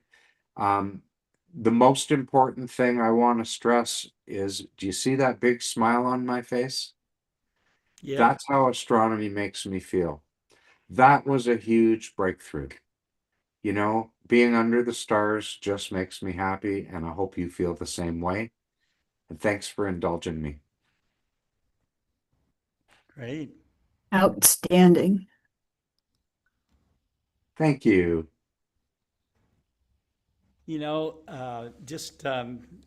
with each global star party that we do, I can certainly say this, Laurie and David, the rest of you that are tuning in right now in the background, I think it's just wonderful to watch other people give their presentations. You know, I learned so much, and I would say every time I am inspired by their talks, in awe of their knowledge, and and energized by what they do, because it's when you see other people giving it their all and trying to share their knowledge like that, it just makes you want to keep doing more. And I've been doing this since 1980 at this point. So, It's and fun. I never get tired of it. No, I never get tired of doing it. Although sometimes I'm tired when I do it. I never get tired of doing it. Well, it kind of gives you it gives you energy, And you know, I never get tired of talking about it or writing about it, because like, it's been such a profound thing in my life. I just want everybody to enjoy it. Yep. Amen to that. I just looked at my log from the Planetary Nebula program I just finished, and all I got from the tiny turtle, but I'm using significantly more amateur equipment, was just a little bit of a blue dot. So all hail your little turtle. That was just amazing to see what it's really supposed to look like. It's Yep. funny you mention a log, you know, I've kept a pencil log for years. Got 3 volumes now. I swear by them, but I know David does too. You know, Yes. now mostly it's just astronomy, but every once in a while I write about someone or something that's important that happened or arrived or departed or whatever, you know. Now I do a lot of my logging through my website, as Scott knows. You know, every time I post a photo, I give a write-up on the object and Yep. all the equipment and everything. But it's important to write things down, because it makes it more permanent for you as a memory. I've just to add one more thing, I also have started to write down some of my outreach interactions. And so when David came out with his latest book with these little vignettes about these experiences, I said, yes, these are worth writing down and remembering. Oh, So, yeah. Thank you, Laurie and okay. Ruben. Thank you. I wanted to say that my first recorded observing session was October 2nd, 1959. It was a partial eclipse of the sun that I watched with my mom and my little brother. And that was before I really got hooked on the night sky. And let's see here. I have my log here. So the session that I just finished a few minutes ago is session 24,743S. I love it. Of the sunspots today. Wow. Wow. Holy Yep. moly. Amazing. That's really Amazing. something. That's Yeah. amazing. 4,000. So what do you hope to get up to, David? Do you have a goal for? Well, I hope to get to do one more tonight. Okay. And, the thing is that being out there with the telescopes, now that there's no Wendy here, I'm, the telescopes have become people and they've become friends to me. Hmm. And I talk with them, I look through them. And I like to think, like Leslie Pelter did, that after I've gone to bed, the telescopes talk to each other, not the sky, about how I treated them or didn't treat them. Uh-huh. And I find that a lot of fun. Starlight nights, yeah. I Right. done my shelf where I can grab it at any time. Yeah. First edition. If you get a chance, John, read about again the one big failure that Leslie had, which was T. Coronae Borealis. Even his failures were wonderful. That's where my paper marker is. Is it The last really? time we talked about that. Yep. Yeah. It's wonderful to be part of a community where you can share such minutia and have a common understanding. Yeah. And have the minutia stand out above everything else and become great. Absolutely. John Ray is chatting here in the on YouTube, and he says, and David makes it look like he's retrieving data on the bridge of the Starship Enterprise. Yes, he does. Speaking of the Starship Enterprise, Yeah. I would like to call to your attention Mm. one of the new series, which is Strange New Worlds. They had an episode at the end of the second season called A Subspace Rhapsody, which I recommend that you watch. It is fabulous. It involves the entire crew of the Enterprise breaking into song without wanting to. But by the end of this thing, they've got them all singing and the Klingons dancing around and doing somersaults. It is so good. I recommend it very strongly. Wow. Wow. Speaking of song, I wrote down your verses to the Alleluia that you had several star parties ago, because that was priceless. Well, Yeah. thank you. But they sing a lot better than I do. Well, great. Well, we have our next speaker actually up on the screen right now, John Johnson, and he's going to talk a little bit about the Nebraska Star Party that's coming up. Okay, well, like I said, I have been remiss in not even tuning in for quite a while. Hi, Ron. See you Laura, later. I don't think we've met, but someday we will for sure. I'm looking forward to that. Ron, don't you get involved with John Lucas' efforts to worldwide his virtual star? No. I've been on with him. He's the Italian astronomer that does the Virtual Telescope project. But I thought you'd been on doing eclipses with him at that time. No, not so far. Okay. I'm a Facebook friend with his. Okay. Looking forward to hearing your talk. Okay. Well, like I said, I haven't been on for a while. And obviously my forte is talking about the Nebraska Star Party, which I am intimately involved and have been for almost the entire time it's been in existence. I think out of the 30, we'll have our 32nd one. I've only missed 3, and the first one doesn't count because I didn't even know about it. But let me see if I can maneuver this share screen stuff. Some of you, Scott's probably seen that I tried to hurry and change a little bit on my typical PowerPoint, but let's give it a shot here and see if we can get it up here.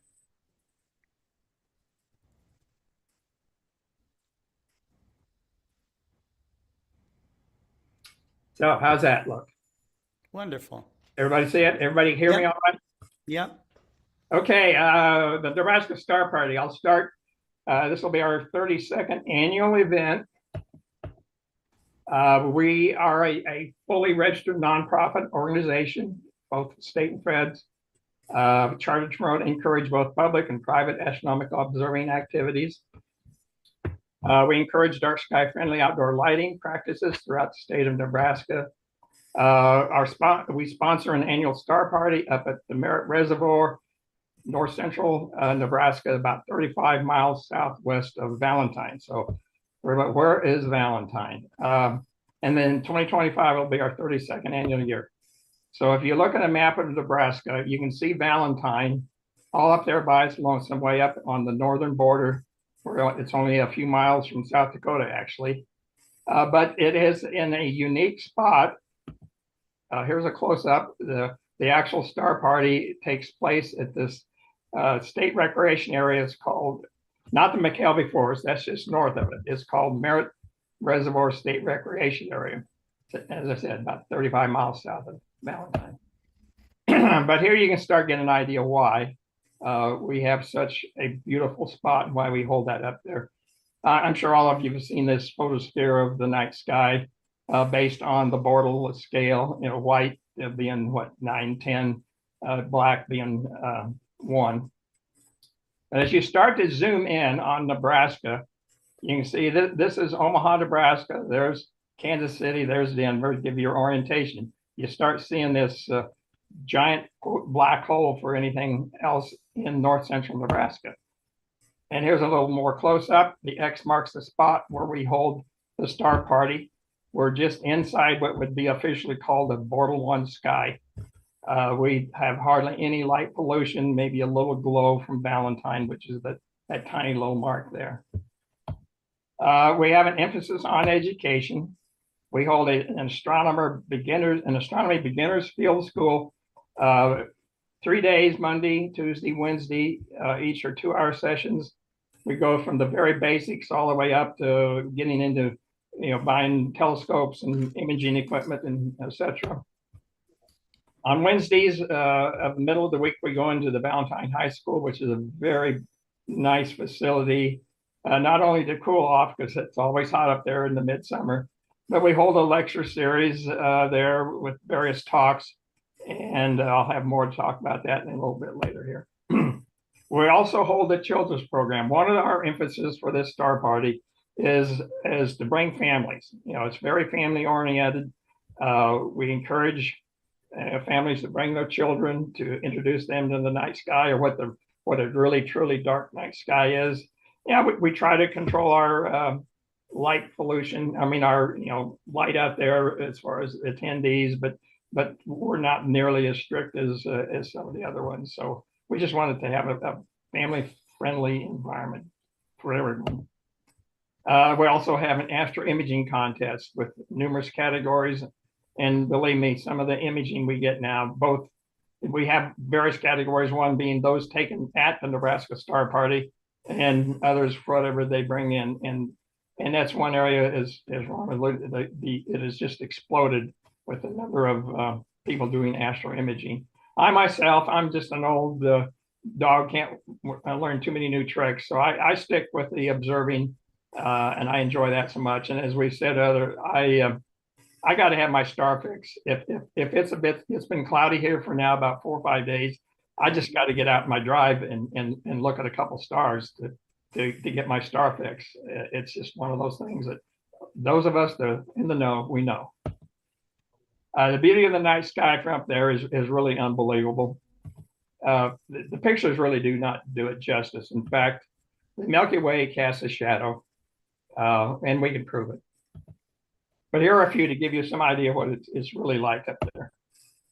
And here's nightfall. And of course, we get the big dogs. And there's our main observing field. We call it Dobro for obvious reasons. But you can see the area is just mowed off. It's the sand hills, but it's covered with a pretty tough grass covering, and people just pull out their RVs, their campers, their tents, and it just becomes really one big party. But here's an example of some of the night sky. Of course, many of you've seen these like this, but there I brought this one. This is one of my own, showing the people on the horizon there. But that little tiny glow, that's Valentine, 40 miles away, and that's literally the only light pollution we have, other than natural light pollution. You can see the green streaks in there. That's, you know, ionized oxygen. And in time exposure pictures, you will see that quite often out there. Of course, Andromeda. And we do get an occasional aurora. And we'll probably have some this year with the sun being so active. That's natural light pollution. We don't mind that. Okay, here's some taken a couple of years ago by a fellow from Chicago, Matt Bilski, and he is an amazing, just wide field imager. And the other thing too, you can see low in the, you know, and there's our tent we set up for our evening meals. We'll have some phenomenal thunderstorms roll through, so it can be a little dicey at times up there weather-wise, but it's worth it to see a night like that. There's some more of his work. That thunderstorm down there you see on the right was probably about 120 miles away over the Platte Valley when that picture was taken.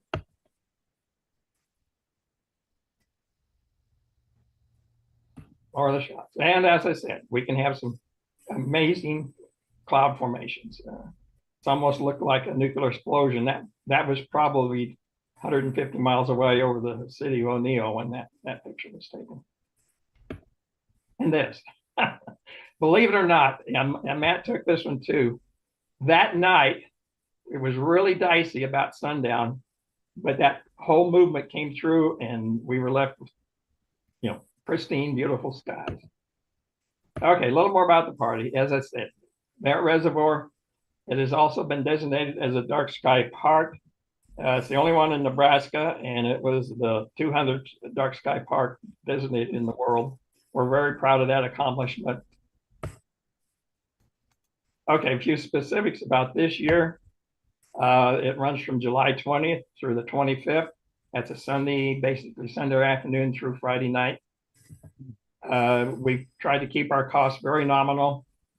Early bird registration through up to the first is only $60 adult and $15 for children 5 to 12. We do have the catered meals I mentioned on Sunday, Monday, Tuesday, and Thursday evenings.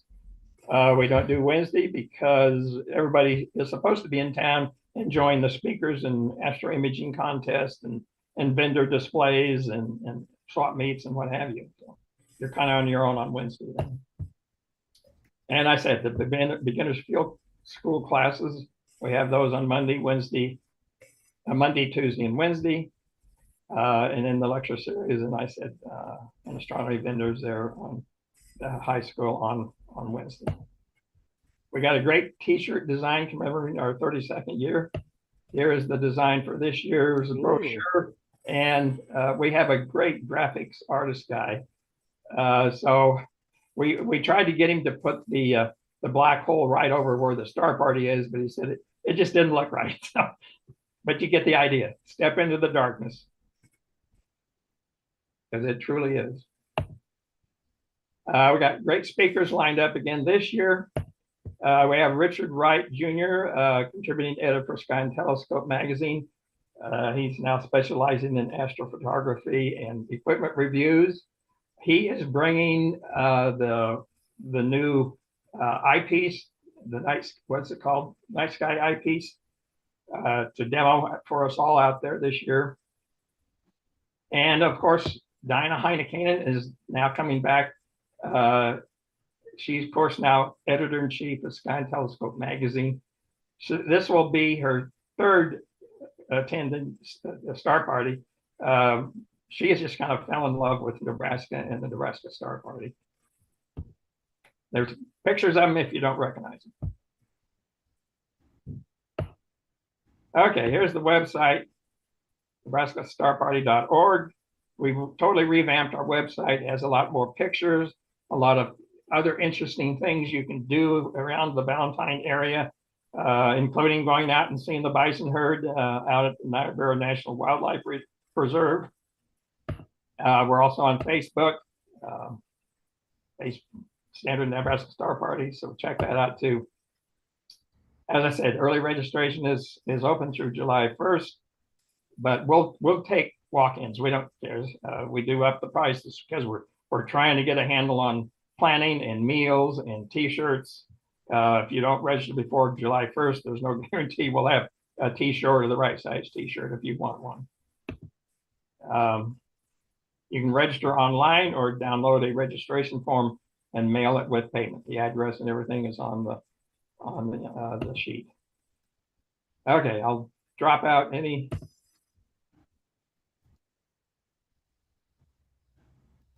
Any questions or comments? Well, Ellen Dyer says the Nebraska Star Party looks fabulous. Great sight. And John Ray points out that dark visual observing is what I can't wait to do. The next opportunity I get.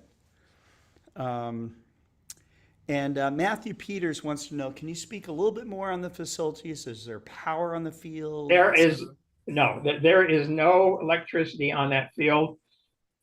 We get asked that a lot. It's kind of, we don't really want it because of the consequences that might happen. So if you're into needing power, astro-imaging and everything, we do allow generators to run. Most of the modern generators are so quiet, they don't bother you anyway. Our few basic rules, like I alluded to, try to maintain darkness. So, we have an area for designated parking where those that may not want to stay all night can park their car, vehicles, whatever, and kind of face away from the observing field. Like I said, we do allow generators to run, other than maybe in the wee hours of the morning till around noon, where those that have been up, observing all night, want to catch a few hours sleep. So, we haven't ever really had any, issues with it, but it's just courtesy and kindness to others, And the other thing, if you do have you pull an RV or camper out there, and if you want to go inside your camper and have white lights, try to put shielding on your windows so that it doesn't blast out into people's destroy their night vision. But all in all, we're a very very relaxed, friendly group. We will allow an occasional green laser to be used to point out objects, so we don't get crazy. One of the things we have accommodated to the real diehard astro-imagers, we have such a large area up there that we can spread out. We've kind of designated one kind of in the northwest corner of the whole of the campsite or campground there as the astro-imaging spot. So that area is kind of away from the general area where people congregate to just do visual observing and talking and carrying on. Yeah, that's one of the great things. Jeff Wise is wanting to know, what's the weather like in Nebraska at that time of year? It can be very, very hot.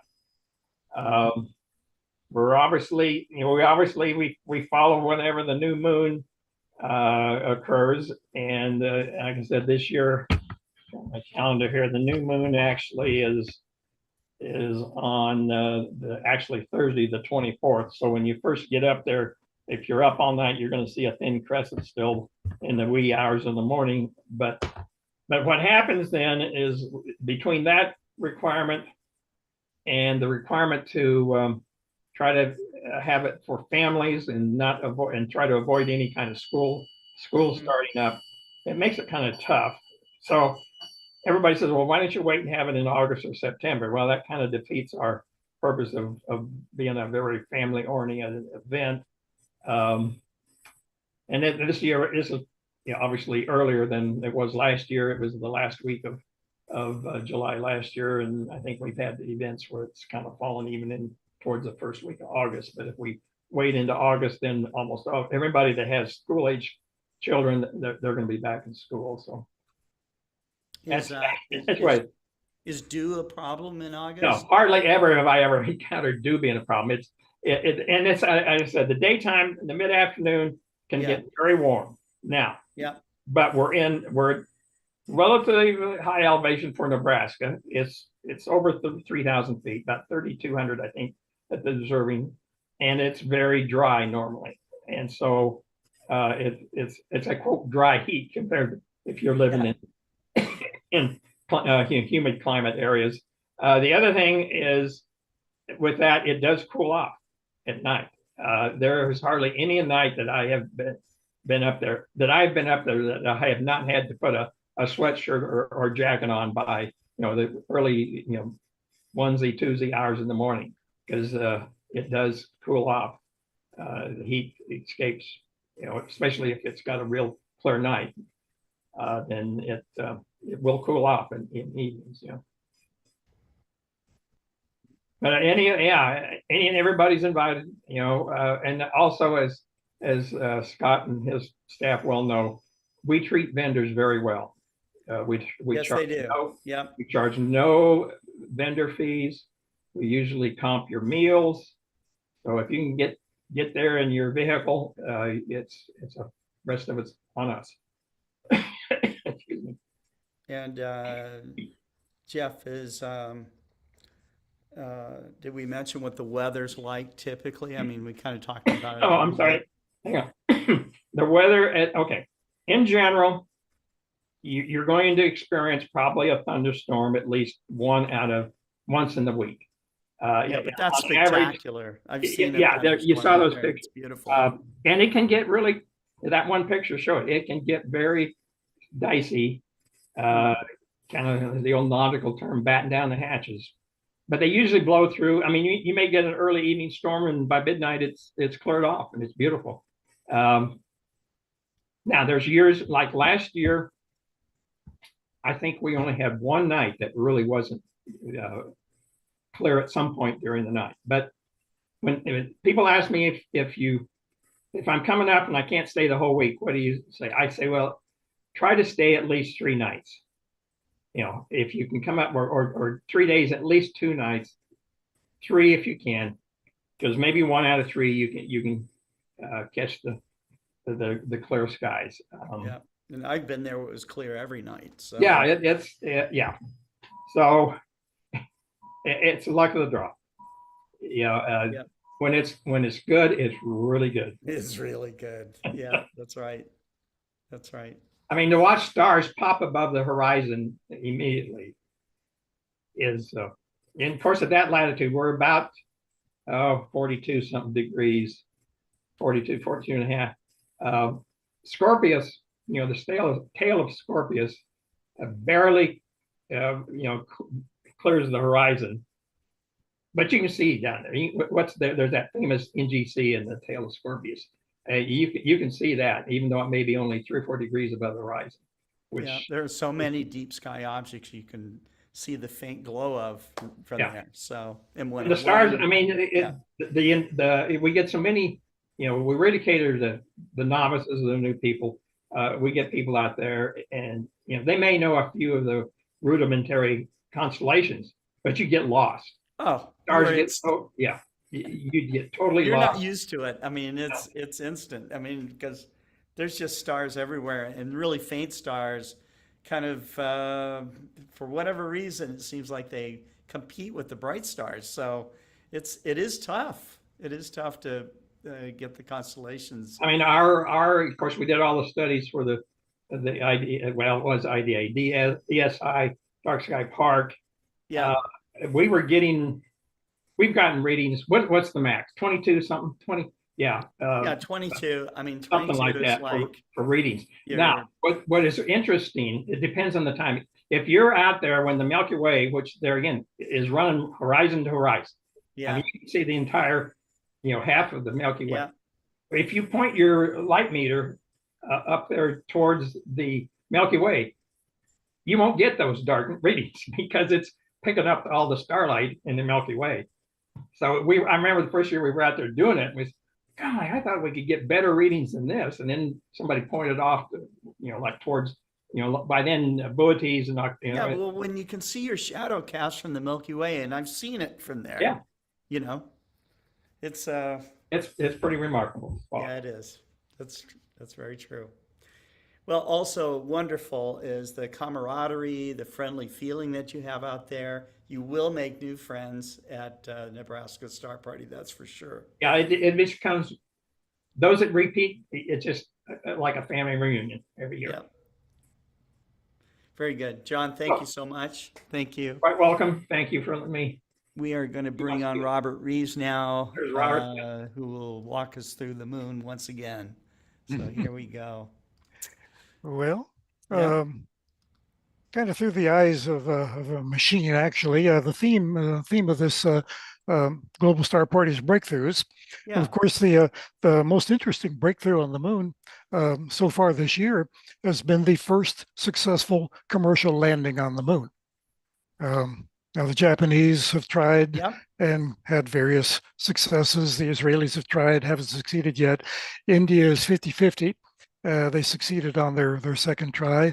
Of course, Russia tried again with Luna 25 after, a 40-year hiatus in lunar flights. They failed. Who else? Well, of course, the American companies, Intuitive Machines, they've tried twice, and their landers have toppled over on landing. So the moon is a harsh mistress, even in the 21st century. Don't let the successes of the Apollo landings fool you. Landing on the moon, especially robotically, is a tough sled. And so far, only one company has succeeded. And I'm very proud that it is a Texas company. The folks that landed the Blue Moon lander, the Blue Ghost lander, not to be confused with Blue Moon, which is Jeff Bezos's Blue Origin manned lunar lander. There's a lot of blues in the moon here. Blue Moon, Blue Origin, not related to Blue Ghost, which was built by Firefly Aerospace up in Austin, about an hour drive north of me. Now they succeeded landing on the moon March the 3rd, was it? No, the 2nd. They landed on March the 2nd on Mare Crisium, an area that the Russians have landed on before, but the United States has never landed there, or anybody else. So getting into some uncharted territory. And talked to the folks at Firefly Aerospace after their Blue Ghost landed and asked them, well, did you take the Lone Star to the moon, the Texas flag? And they said, well, no, we didn't this time, but we're going to next time. So pretty soon there will be the Lone Star Texas flag on the moon, in addition to the Japanese flag, the Russian flag, the American flag, the Chinese flag, and the Indian flag. Right. But let me see if I can bring up my I'm supposed to screen share first. Hit share and then see what happens. There we are. Okay. Okay. Let's see if it gets bigger. It does not. Come on, guy. You can go full screen, please. There we go. Perfect. Alrighty. This is Mare Crisium, the Sea of Crisis on the moon's far right cheek. Crisium doesn't contribute to the face of the man on the moon. It's an isolated, I call it a landlocked Maria. It's not connected to any other Maria, unless you count Mare Anguisse up at the top, which is this little sliver of basalt arcing around the north of it. But I don't even consider Mare Anguisse to be a real Maria. It should be a lacus, a lake. And why it's designated as a Maria, I don't know. But nonetheless, Crisium, the Sea of Christ, is separated from the other seas. So I call it landlocked. And it's fairly smooth. The terrain doesn't vary more than a couple of 100 kilometers over lengths of a couple of 100 meters over lengths of a couple of 100 kilometers. So it's fairly flat. And where did the Blue Ghost land? If you can see my cursor circling that tiny little hill right there, that's the mountain that they were targeting to land next to. And they landed within 100 yards of their desired landing spot. And come on, there, it's advancing. Now, I don't know how many of you saw the video taken from the lander as it descended. This is the last of it when it actually set down on the moon. But it was the most amazing thing I've seen from the moon yet for robotic exploration. The lander descending, and as it got close to the surface, started kicking up dust. And the dust and the rocket blast and the shadow of it looked like you were looking at the lander itself landing. And then finally it thumped down, the engine shut off, and there were these boulders flying off into the distance, kicked up by the rocket exhaust. So a very graphic example of how they've got to be very careful with the design of future manned landers, because they've got to take off again and come home. So if you have a bunch of rocks being kicked up by the rocket exhaust, ding your engine bell, you're in big trouble. Because remember what happened to Starship 1, first test, when it took off from that rather shaky launch pad that was destroyed by the thrust of the Falcon Heavy or Super Heavy. It knocked out several of the engines. So this is a concern. In fact, one of the experiments on the Blue Ghost was to photograph the surface from various angles as it descended to study how rocket exhaust scrambles the surface and throws things around. So at the moment of touchdown, one of its 10 experiments was already a success. Now, cute thing that happened while Blue Ghost was on the moon was we had a total lunar eclipse. So we were out here watching that lunar eclipse last March, total lunar eclipse. The moon turned red, and at the same time, Blue Ghost is staring back at the Earth, watching the sun slide behind the Earth. And I've always been under the impression that since the Earth's shadow, the central part of the Earth's shadow, is reddish, as we can see when the moon is eclipsed, it's bathed in a reddish glow.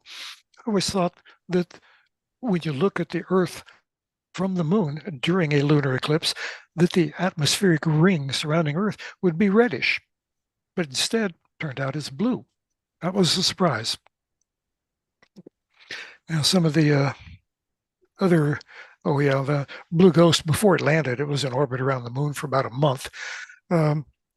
Fascinating videos being beamed back as it's slowly gliding across over the surface of the moon. There's this amazing, almost panoramic view of the moon sweeping underneath it. Those are mesmerizing videos. There's lots of them on YouTube. But once it landed, a number of the experiments were initiated immediately. One of them was a LISTER. I can't remember what the acronym stands for, but basically it's a drill that hammered down a meter into the lunar surface. And a live video of this thing blasting away, drilling into the moon. You can see sparks flying out from the rocks as it was drilling into the moon to bury a temperature probe to measure the heat flow through the lunar crust. And one of the experiments on the Blue Ghost that I particularly found fascinating was made right here in San Antonio at Southwest Research Institute over on the other side of town. In fact, a week from today, I'm going to be visiting them, and I hope to speak with the principal investigator of this device. It's called the Lunar Magnetotelluric Sounder, and that's a mouthful to say, but basically it is an apparatus that shoots those 4 black round objects. Each one was shot 60 feet out in an X-shaped pattern in 4 different directions. And those sensors laid out on the ground, trailing wires, and they measured the electrical fields and magnetic field of the moon. And this is the first lunar adaptation of a technology that's been used on Earth recently to characterize subsurface layers, to look for oil and gas deposits. So it's very effective at characterizing the subsurface structure of the planet, and in this case, the moon. So they will be able to examine the layers, how the moon is put together down almost 1,000 kilometers underneath the moon. So we'll get firsthand evidence, not just seismic evidence from the reverberations of rocket stages crashing into the moon, but actual magnetic and electrical soundings of the interior of the moon. So this is a very exciting experiment. It was made right here in San Antonio. Of course, the views returned from the lander, phenomenal. The sunset. Oh, this may have been sunrise, excuse me, right after landing, but a very, very low sun elevation at that time. And I like to show this as an example of what it will be like permanently at the South Pole when the Artemis manned landings occur. Because they're going to be at the South Pole, the sun will never rise more than a few degrees above the horizon. So craters are going to have very deep, deep shadows. It's kind of like walking in a potholed road in the rain when all the potholes are covered over with muddy water, and you have no idea how deep they are. Is one of them an open manhole, or is it just a couple of inches deep?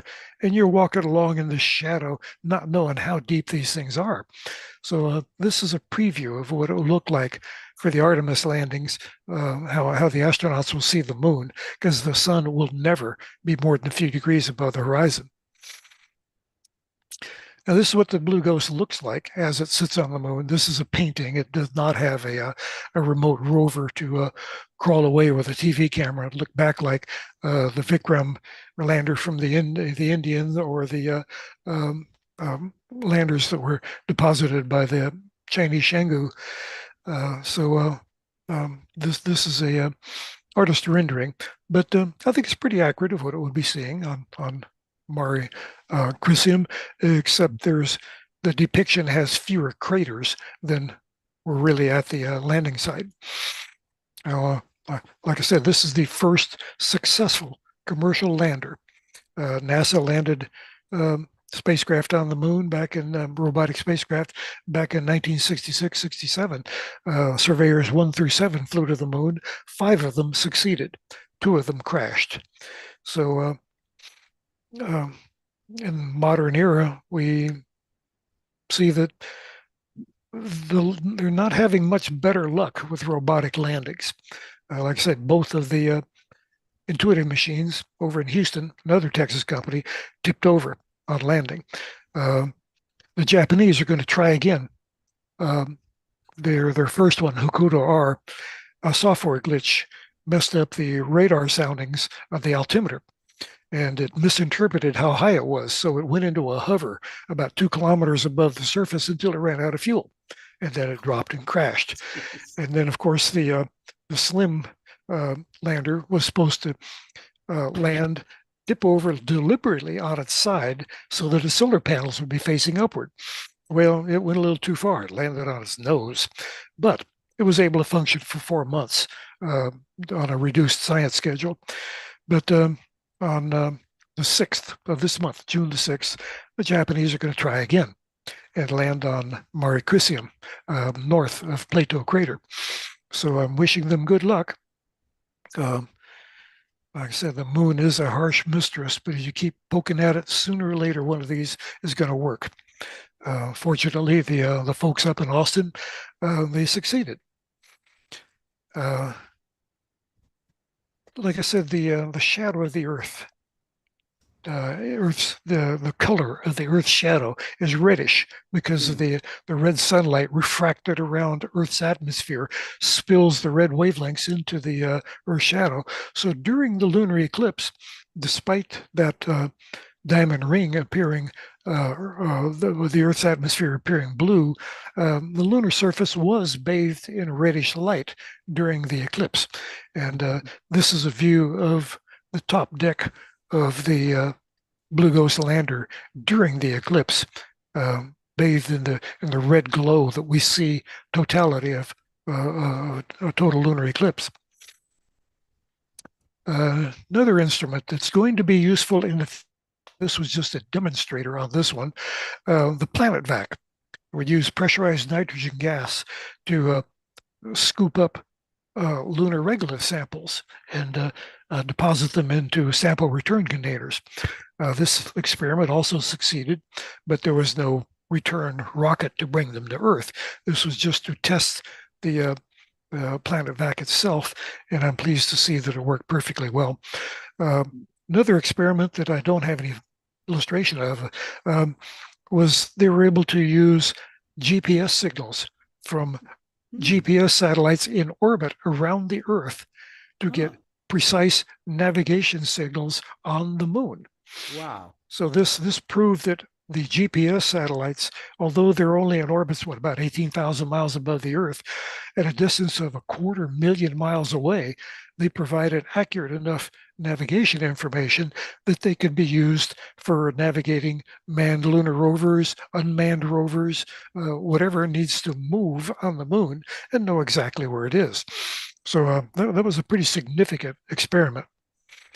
Okay. Enough about that. The other day, you sent me a note, texted me about Roger Haywood, asked if I knew the fellow. That's right. And frankly, I'd never heard of him, but once you got my interest, I did a little poking around and found out this guy may be the one who inspired the something central in what sparked my interest in the moon when I was 9 years old. Oh. Roger Haywood was the one who created the globe of the moon used in the 1955 Walt Disney program about going to the moon. Now, that particular program, I watched it live in December of 1955. I was 9 years old. And part of that program was a recreation of a flight to the moon, an Apollo 8 type flight around the moon, where the first flight to the moon looped around the moon and then came back to Earth. Mm-hmm. And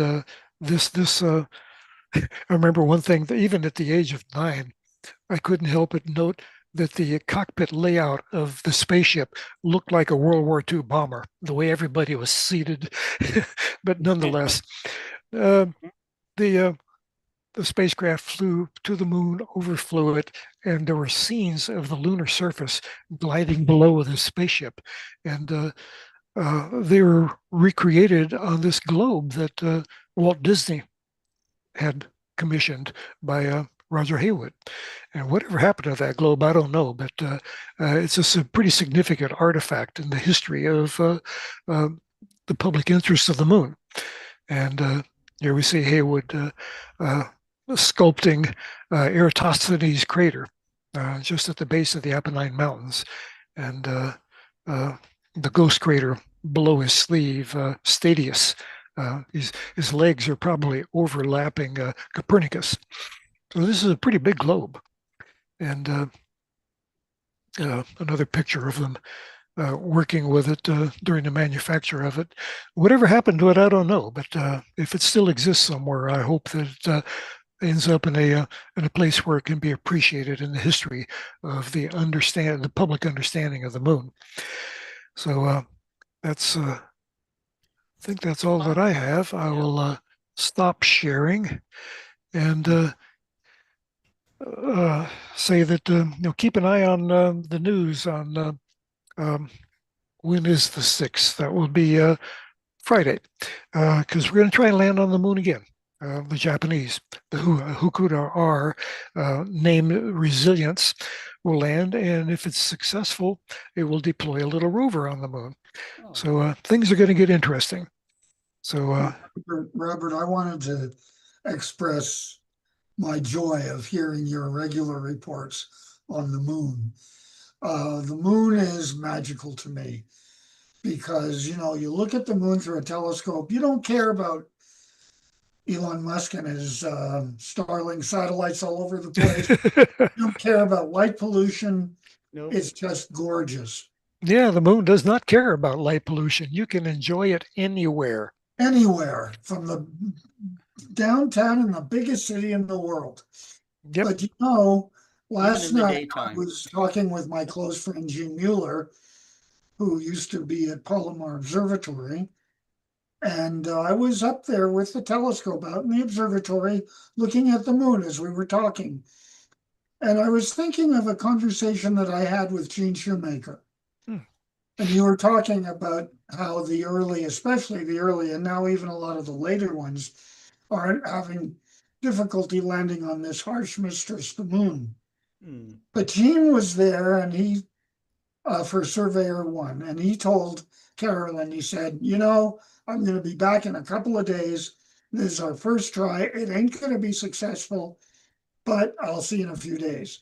So we and they were in the control room at JPL, and they launched it. It launched fine. Second stage, the Agena was perfect. The cruise was okay. And then they thought, okay, here's where it's going to be bad. It started to retrofire. That was perfect. It started and stopped when it was supposed to.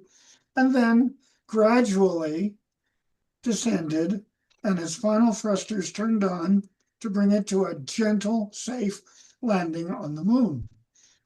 And the group in JPL looked at each other in shock. We actually did it. They were surprised as hell. They were, they were the most surprised bunch of people you ever saw, he said. Yep, not going home early now. Well, I And remember the live broadcast during the landing, and the newscasters had a list of a dozen things to discuss about what went wrong, just in case, but they were dumbfounded and speechless when it worked. So Oh. yeah, I know the feeling that was going on there in JPL Mission Control. It was a real turning point in our lunar exploration program. Robert, I love your regular reports on the moon. Thank you. First thing that I started as a nighttime observing project was to identify 300 craters on the Old Sky Telescope lunar map. Oh, wow. Uh-huh. And That's a project. And I did that, and that led to me getting my 8-inch reflector, which in 1987 I discovered a comet with. That telescope is one that I do not have anymore. But Robert, thank you so much for blessing us with these lovely reports on the moon. And My pleasure. Thank you so much.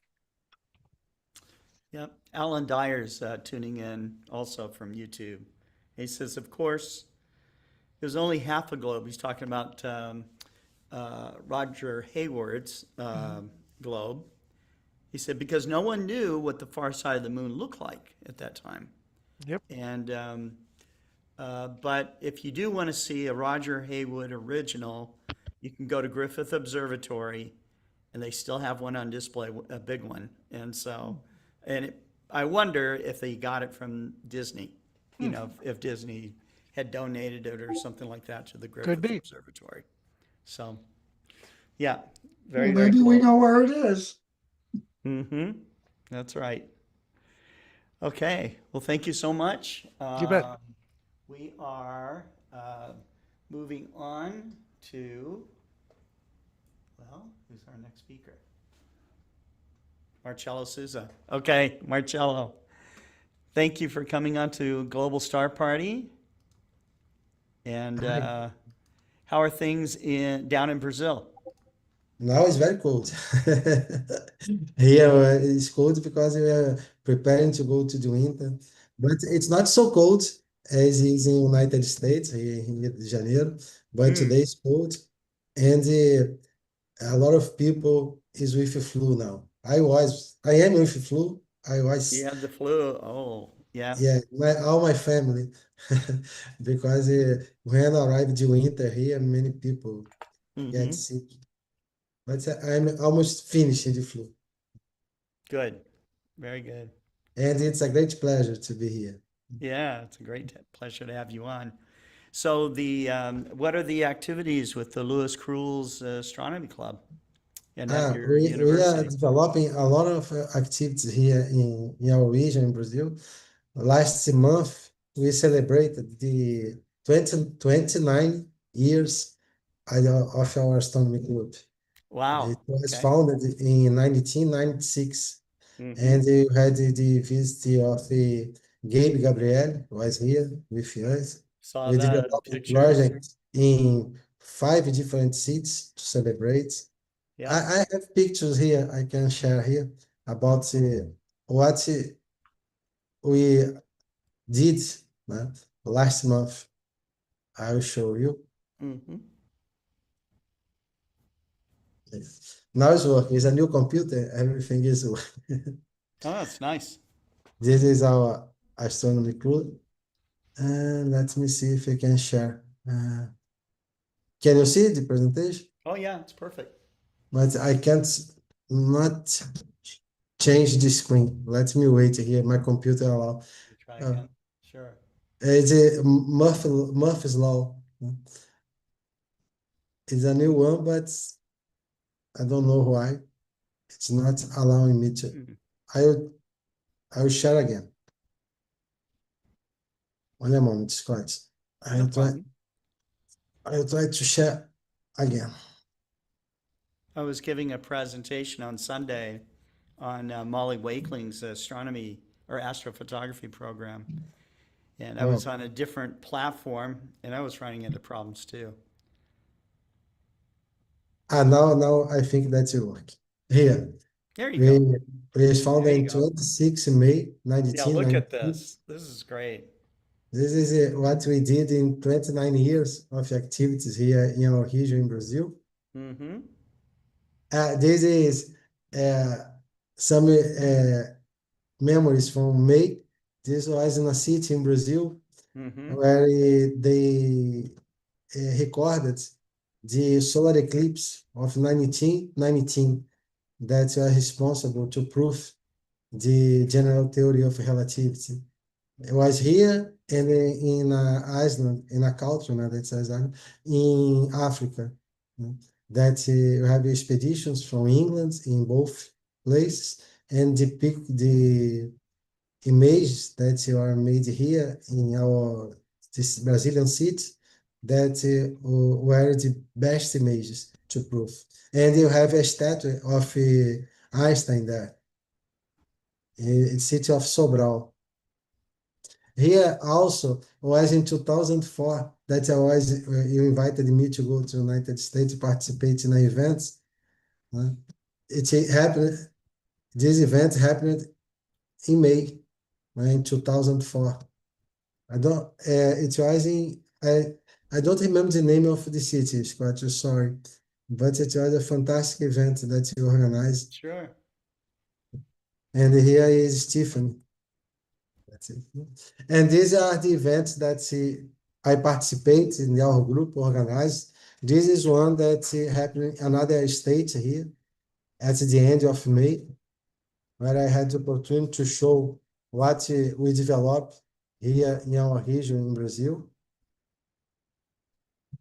We are visiting schools, looking for new talents. And here, Gabe Gabriel. I have another picture, but I missed. Here is Gabe Gabriel with us here in a TV studio. We record a program for the TV studio. And with him, we visited 5 different cities, and we had a total participation of more than 1,400 students during 4 days of activities here with Gabe Gabriel. And we are ever trying to find new talents here. This is different cities and a lot of students participating with us. This is a fantastic experience here in the school. It was the first school there that I showed that I was making a presentation. I don't know why the picture is here at the end. But I choose 2 topics to talk about today. One of them is the Zimauner minimum, because everybody now is talking about the sun, and we had a period in the history, in this period from 1645 until 1715, that we also call as the Little Ice Age. In this period, it was recorded few sunspots, few sunspots.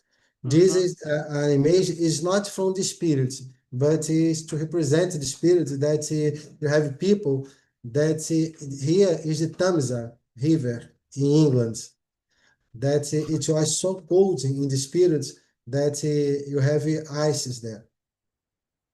Here are images from the spirit, and why they know the spirit as the Little Ice Age, because they recorded few sunspots in the spirit. Nobody knows why, but the sun was very quiet, with a few activities here in the spirit. And here you can see a representation here of the 400 years of sunspot observations. You have here the Maunder minimum, that is the spirit from I said. We have later another moment that's Dalton minimum. Now we have the modern maximum that we are living now. But before the Maunder minimum, the Sporer was the person that first discovered this period, the Maunder minimum, and after him, Maunder studied the spirits and received his name, the spirit of the Maunder of minimum. And it is a special period that you have information that in this period, the surface temperature, the now in this period was down 1 degrees or 2 degrees Celsius. And then this is a reason for us to consider that when you have low solar activities, this affects the surface temperature on Earth. And you have many, if you look in the internet, you have many articles about what probably happened in this period of the Maunder minimum. Here you have many records that shows from many articles, different articles. This is one of them.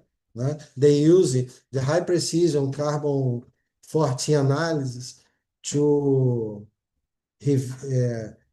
get data from the spirit. And everybody agree that the temperature is very low. The temperature is very low in the spirit. They say that maybe 2 degrees Celsius low.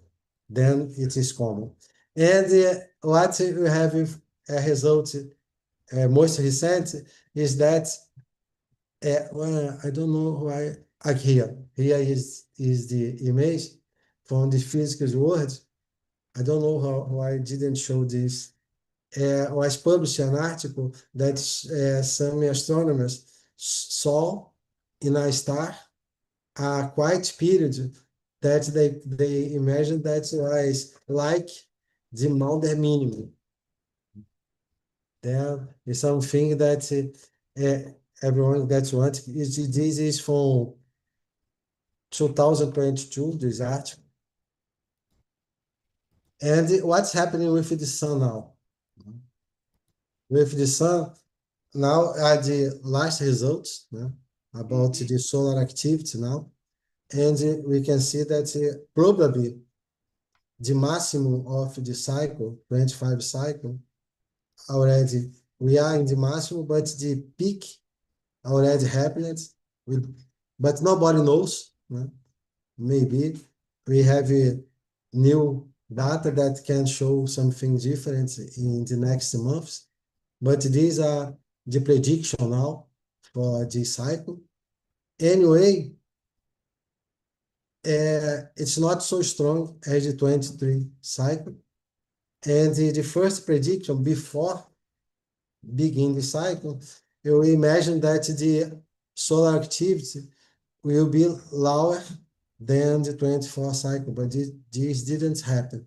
We don't know, because one of the predictions is that the next cycles will reduce the activity, the sun will be quite, I don't know if it will happen like happened in the Maunder minimum. And something that is curious about this, because when they studied the spirits, they noted that the time duration of the cycle was bigger before begin a period with the sun with low activity.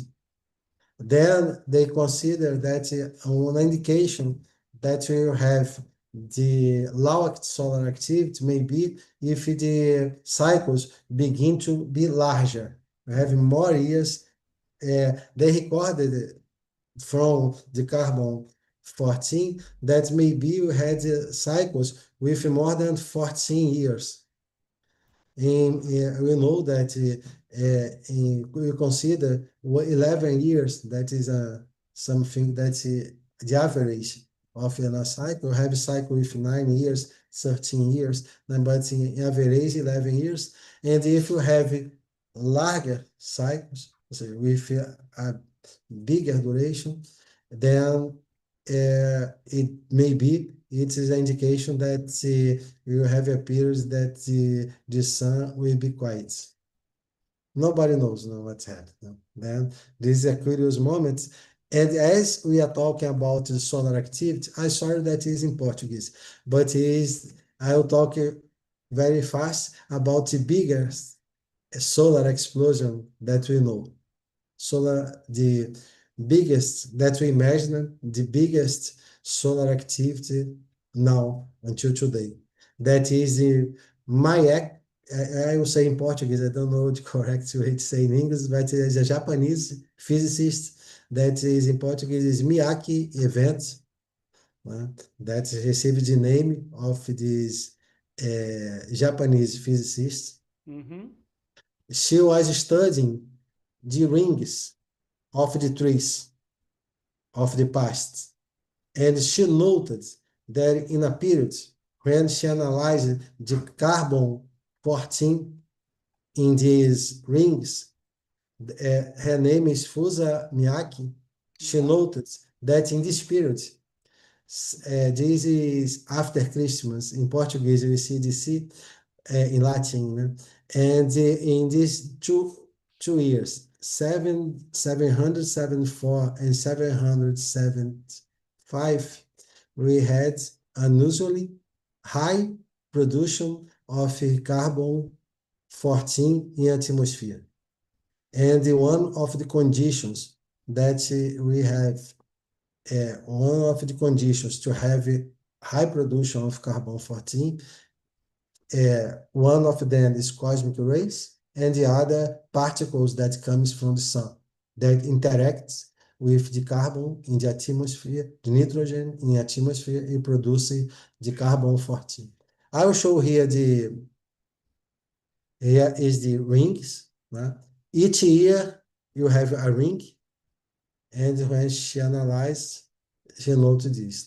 You have the neutron, that is particles, comes from the sun or cosmic rays, but she believed in most of the articles that were activities from the sun, that they are the particles were coming from the sun, interact with the nitrogen in atmosphere, and then produce carbon-14, the isotope of carbon, and then we have this is one of the reasons, and we have so many the indication it was so strong that it was many times stronger than the Carrington events.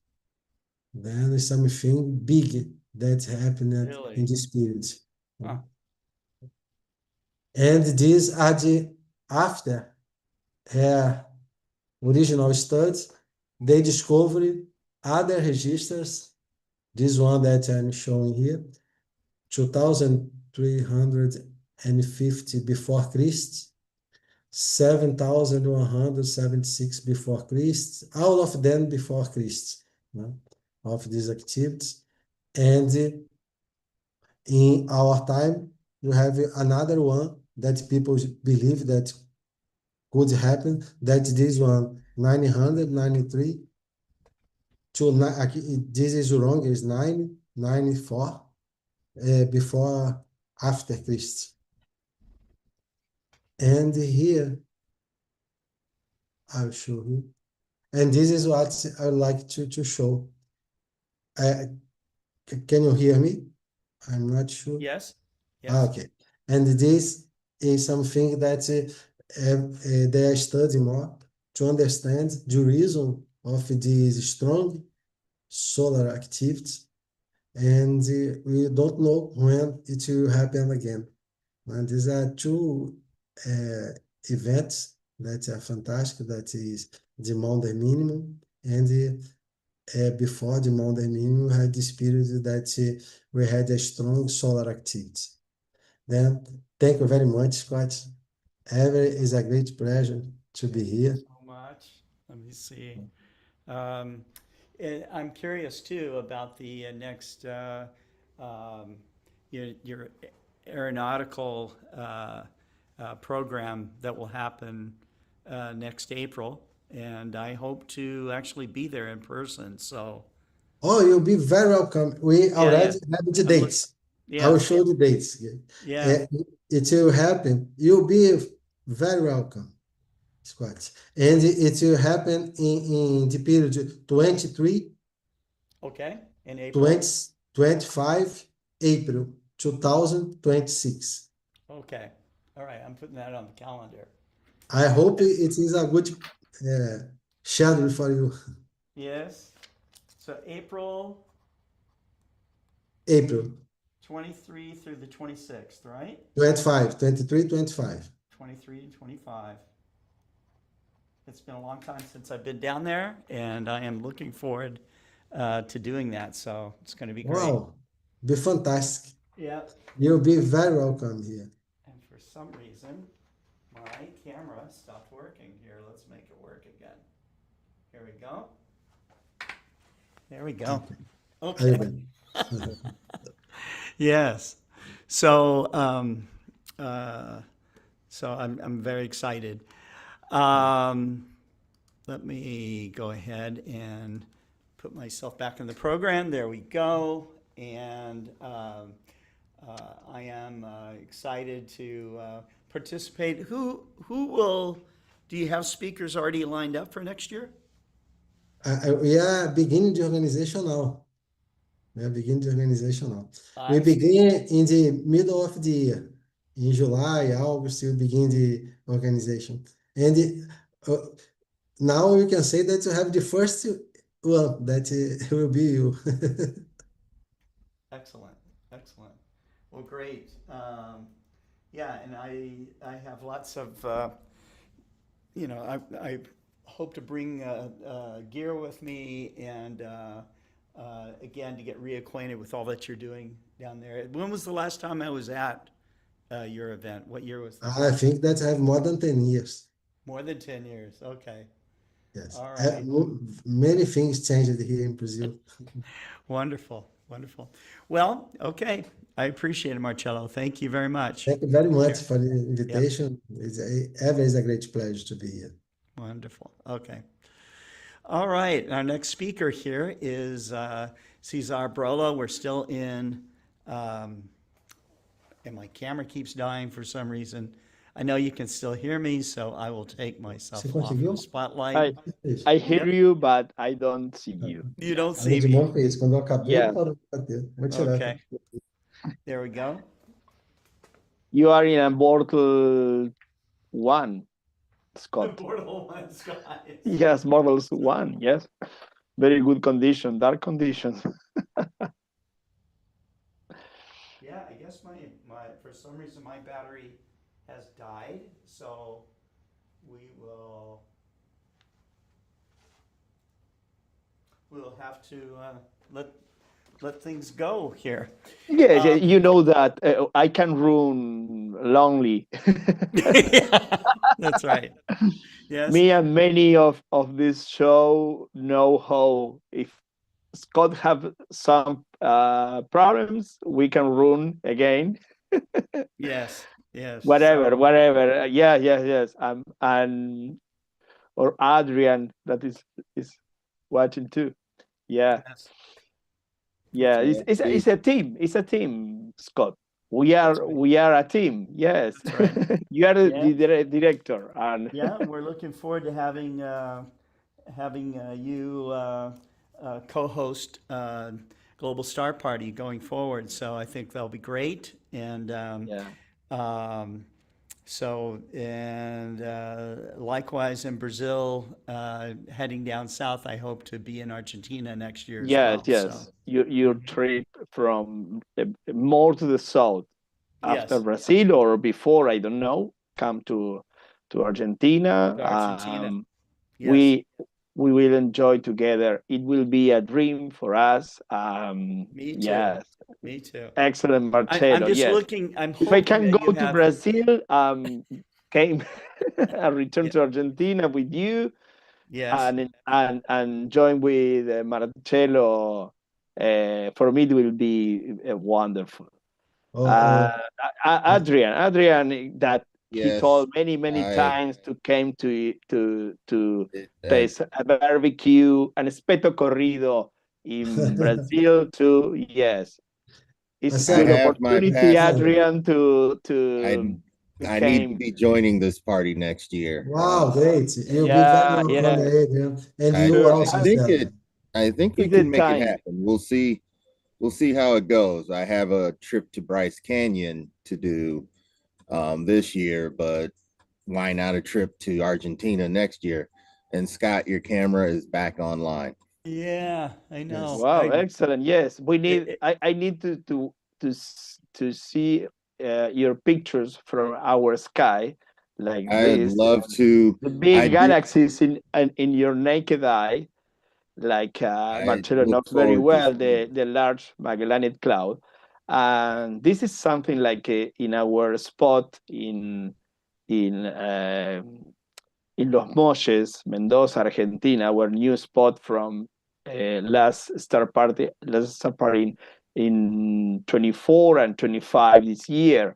We started to complete full and complete hotel in Los Molles, and we are looking to we started to talk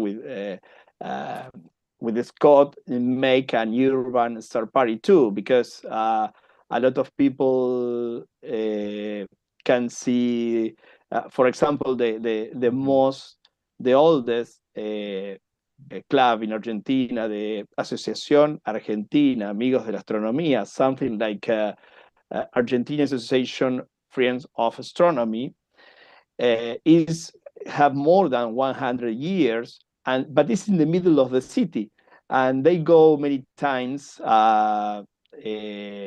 Well, some of them go to La Pampa or came with us from in Mendoza, that you have the sky.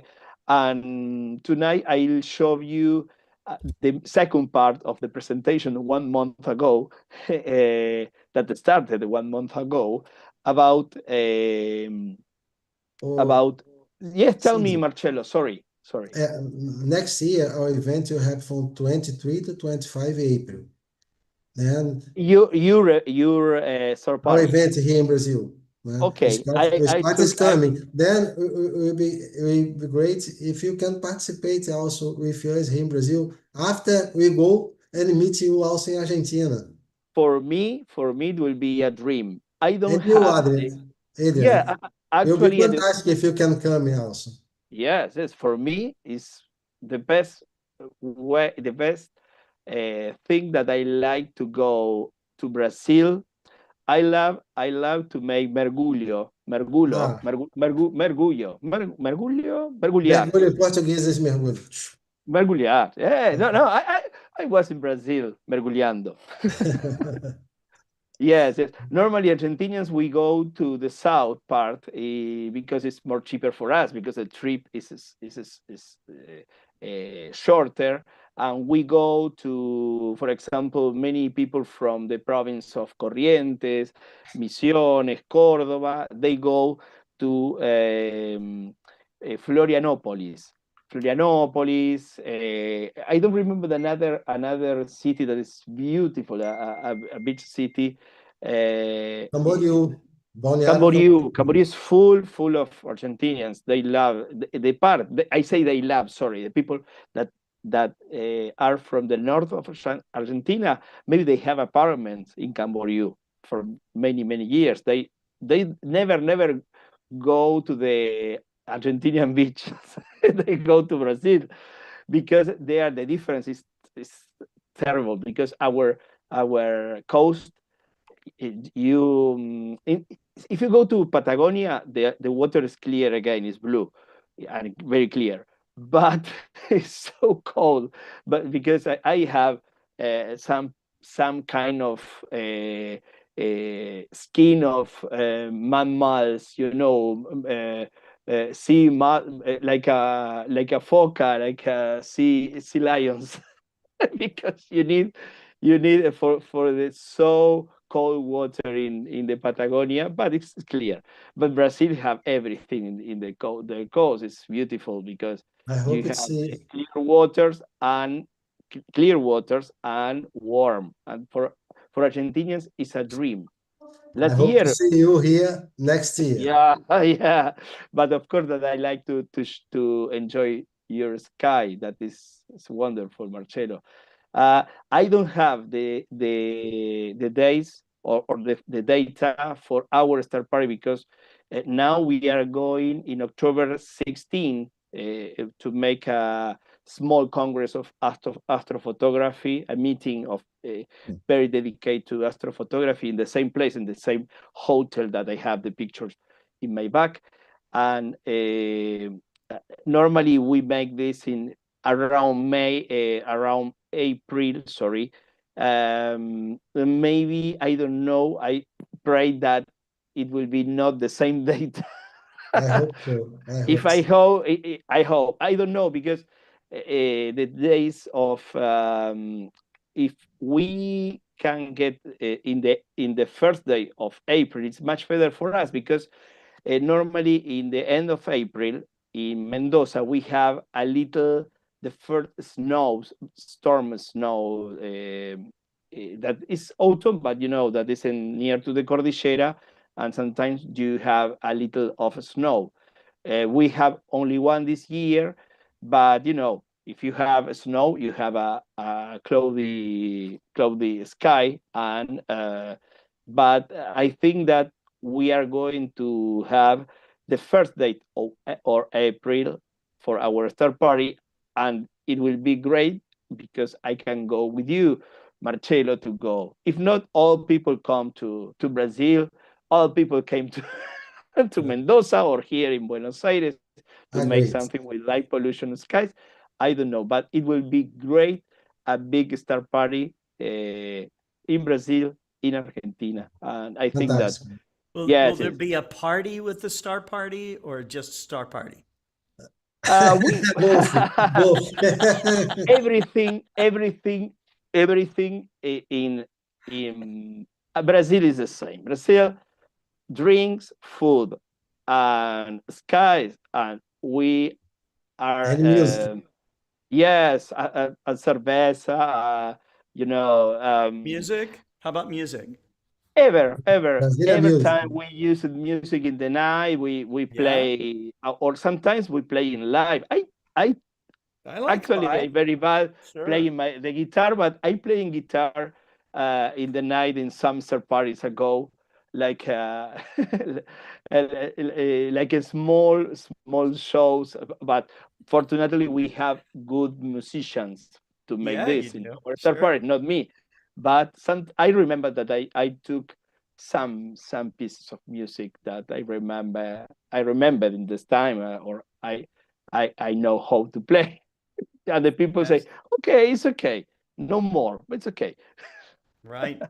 Yeah, John No, but Ray it's is watching on beautiful. YouTube, and he says he'll be a Yes. Southern Hemisphere starmus. So Yeah, yes. It will be, it's the idea.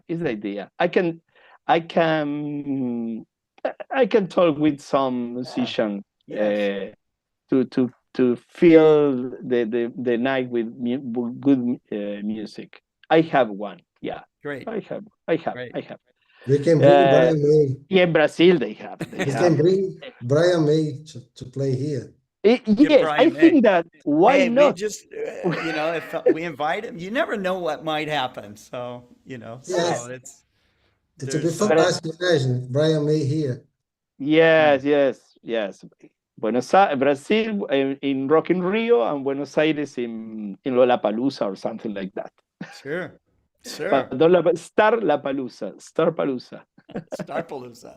Starpalooza.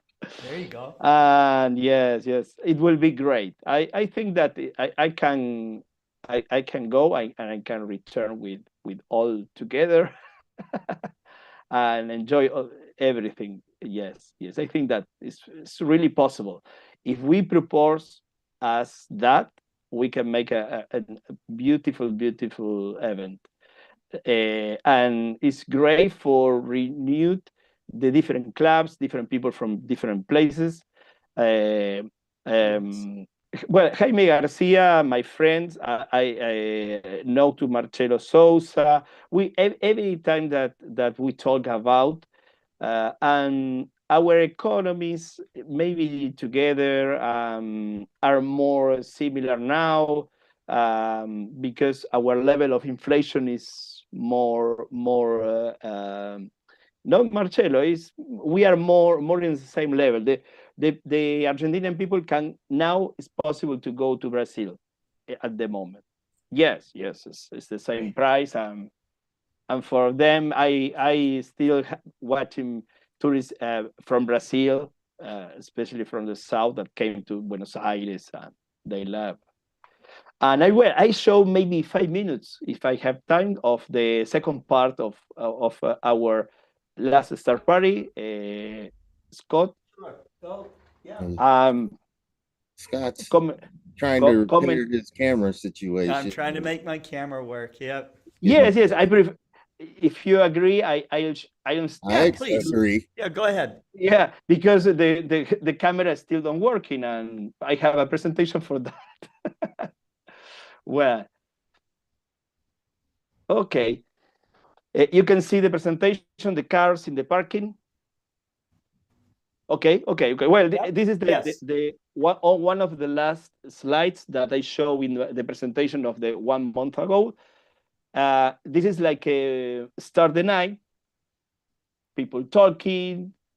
At the moment, only the first telescope was assembled by the people. Later, sorry, the people put a lot of different gears. Was a great third party. Mm-hmm. One shot of the first one in the night. Our corner of Explore Scientific, Osaraco, you know. This is the Instituto Copérnico flag. Our instituto, that one of the clubs that I joined with them. I am a part of them. They are from San Rafael. And this is one of my first pictures in the night with a single reflex camera. Orion going down. The belt is upside down. Yes. Mm-hmm. This is yes, something that in the south hemisphere you can see. Sure, yes. In the opposite side, in the east, going up the Scorpio, Antares is here. The first night started with clouds. You can see there are clouds, but the sky was incredible, and you can see clouds here.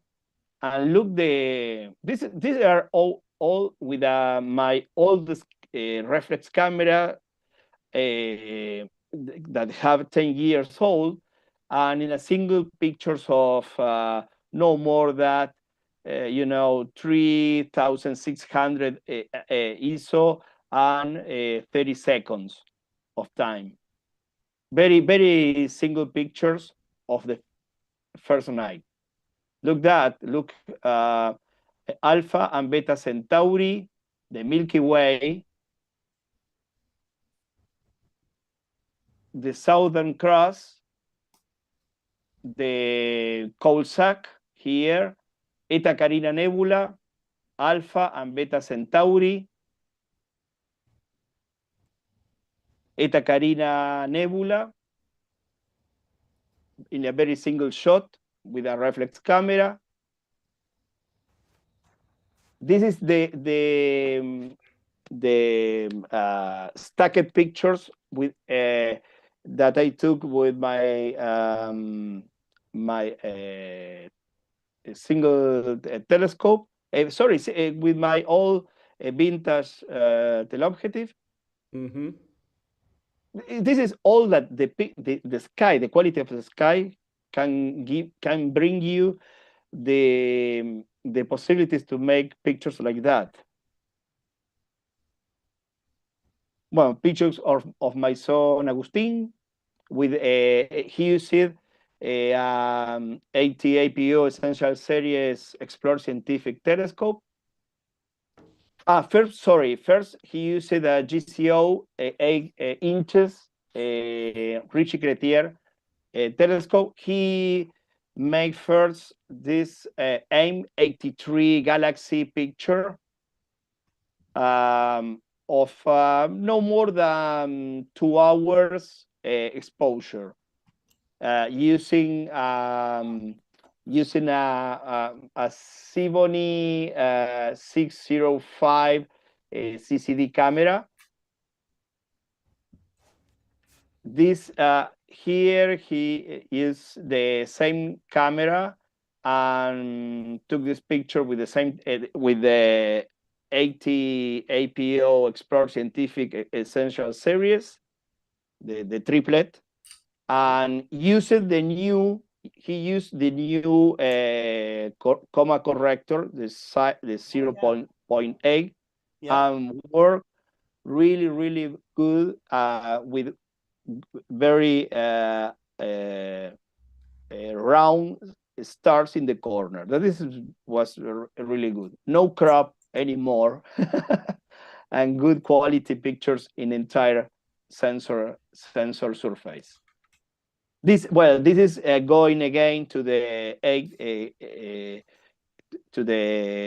inches Richie Cretier telescope with very good details of the Alpha Centauri galaxy. Mm-hmm.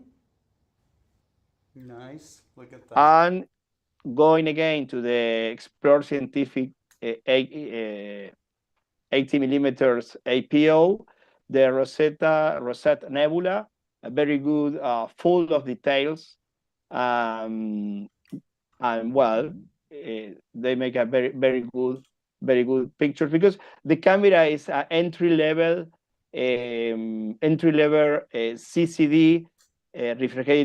refrigerated camera. It's not so sensible. If I'll show you another pictures of, for example, Juan Pablo Patayo used in the same telescope in the 80 millimeters Essential Series, a full frame, not full frame, if not the APS-C sensor size for a SWO CCD, and you have more sensitivity, and in the same time, he had more quantity of information comparing with the Agustin pictures with the same equipment, with the same, you have here more field of view, more field in the sensor because the sensor is bigger. But, and this is very important, where do you have the same? In every corner, you have a round stars and look the quality of colors and details. The sky, very good. This was very low in the horizon, and the results was very good because Orion in April was really low in the first hours of the night. Another picture that Juan Pablo took is the Eta Carina Nebula, a great work that he made with the colors, distinguish the different colors of a star in the area of Eta Carina Nebula. And this is really the best pictures that I saw of large Magellanic Cloud, Scott, because you have the details and the feel of this picture. This is why the small refractor the small refractor from Explore Scientific is one of my favorite telescope because you can trip in a small bag or backpack, and you know, I don't know if you can see the details. It's maybe next time I'll show you. This is a picture of Juan Pablo Patayo, not me. Sorry, I'll show you pictures with my dwarf 3 telescope or small telescope. But this picture, look that this is only the Tarantula Nebula, and it's crazy. And the details of this is totally crazy. If you cannot see the details, next time I put in the different. I can see quite a bit. It's beautiful. Yes, but maybe today my internet is not so good. But next time in a special maybe presentation of galaxies of the south, and I'll show this picture, Okay.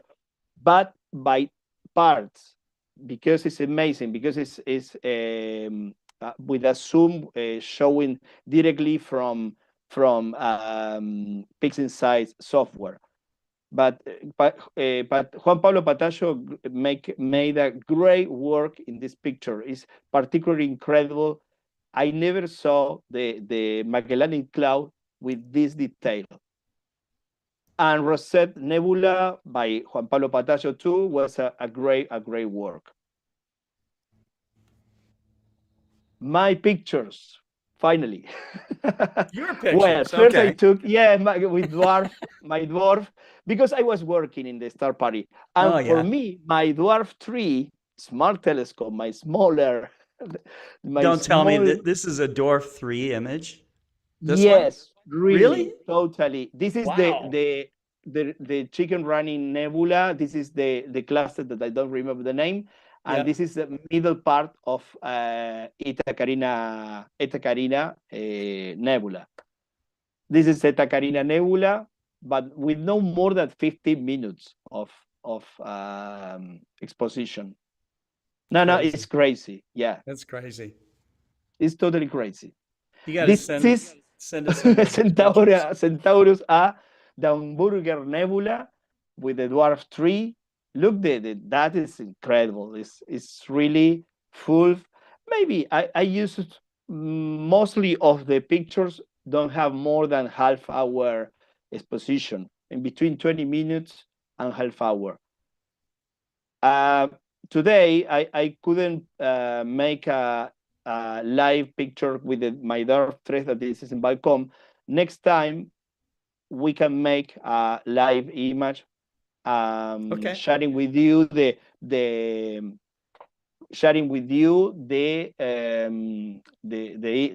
cell phone screen without problem. Well, look this Orion with the dwarf 3.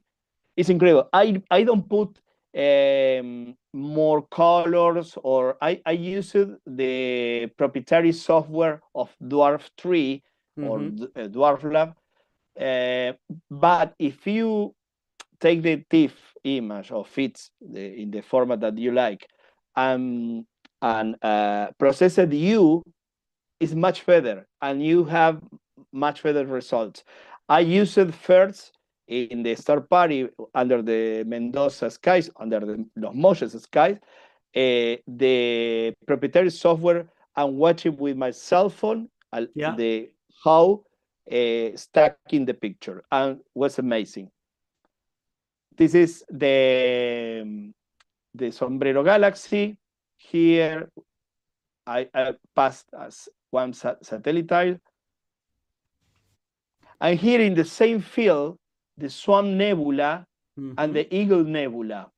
Oh, the eagle going to hunt the swan.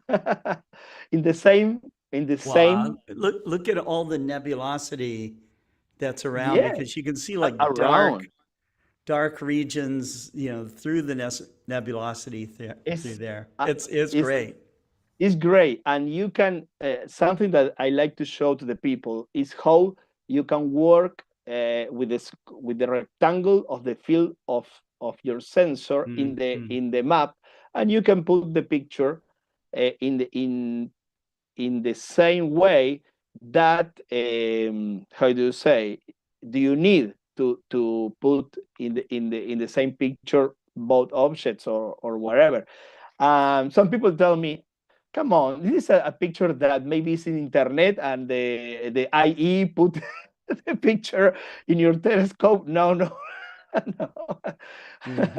No, no, because I need to I need to show to the people, say, come on, this is real.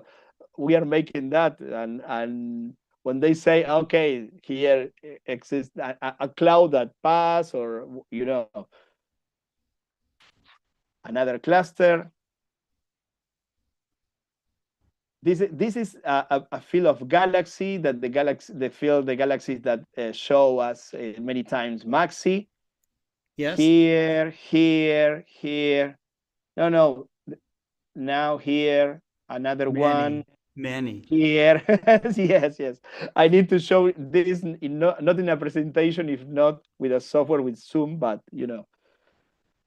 Omega cluster that today Molly tell us about. Yes, the cluster of maybe two black holes inside, moving inside of this cluster that is the core of all the galaxy. All the stars of this galaxy go, and the gas now are part of our galaxy, but Omega cluster is only the core of an all small galaxy. This is amazing history. Another field of galaxies. This is M83. It's amazing. I never thought that it's possible for me with a small smart telescope with no more than 30 millimeters by 100 millimeters of focus length. I can take this, and this is really, really amazing. And I felt more confident to make new pictures with my telescope, because you can see how many times you need to make. Well, raw Fuco area with Antares. I think that this was incredible, because I never suspect that I could make this picture in live image, stacking. This one have maybe a little more than half hour, and it's amazing. Raw Fuco with the colors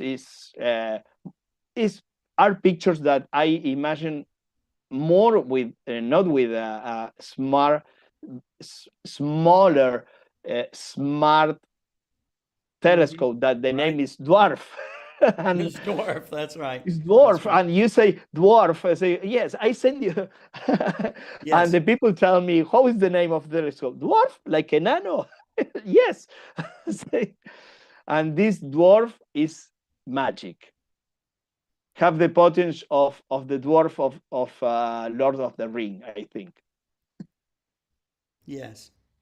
And this is in the same field, and this was for me. This is the end of my presentation. I know I have some pictures more, but with my dwarf, this is the last picture that I took. This was for me a dream. With this quality, Trifida Nebula and Lagoon Nebula, is, come on. This is amazing. Well, yeah. This is, I can say anything about this because in the same field, all that you say about the dark areas, the nebulosity is, I need to put a little of degrees, or only with the cell phone is all processed. Mm-hmm. But if I revisited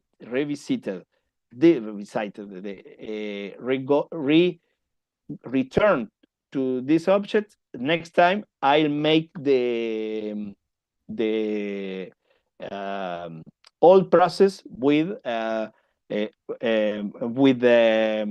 Cyril, or because do you have in some separate pictures, do you have an excellent quality, and maybe the processing of the same system is good, but you can get much better results if you make the process outside the software. And Pablo Barrios is great astrophotographer and specialist in landscape. Look that. This is the officials. The official is like it's an Adrian Bradbury family, I think, because Pablo is a friend and he have this special hands like Adrian to make the amazing Oh yeah. pictures of Yeah, Milky Adrian, are you Way. jealous now? I mean, look at this. Oh no, I'm Yeah. absolutely Yes. no, that's the other side that I The hope other to side, capture yes, myself. upside. Yes, I know. Yeah. And this is this part of the galaxy is in our head. Is Yeah, we only see a little bit of that. And then yeah, Southern Cross here, Comsoc, Alpha Beta Centauri, here the large Magellanic Cloud, the there's a small one right over Magellanic the Cloud, yes. Yeah. And Eta Carina and another part of the And Orion. I'm noticing and Orion, yes, in the so, yes. So interesting fact, Cesar, the northern hemisphere splits. In between. For me, the moon, for example, the C or D. Yeah, you get to see both the Magellanic Clouds and Orion. We get to see Orion. We don't get to see the Magellanic Clouds because they're too far down. Totally, yes. Yeah. And the talks was amazing with, for example, Gabriel Bengochea, our cosmologist, our Teresa. They kill me if when I sorry that I'm forget the names of the talkers, but I'll show you beautiful talkers, beautiful talks this year, and Marcelo Miller, and well, everyone there was amazing. This is the name of these talks are in the night when we are making photographies. It's not the regular, or they are outside program talks with Gabriel Bengochea talking about cosmologists, the people that talk about what with this gravity, with this dark energy, and Gabriel make a good work, because this is when we are taking pictures or watching and we feel cold and return to the lobby of the hotel to talk, take energies again and return. And then you go back out. Totally, yes. Or if the night is cloud. Well, this is me, Jaime Garcia, and Cecilia Luraski, the organizers, the people here. Of course, in our star party, you have great foods, talks, drinking. it's a part of the things, and we can visit the place very near to the place where we go.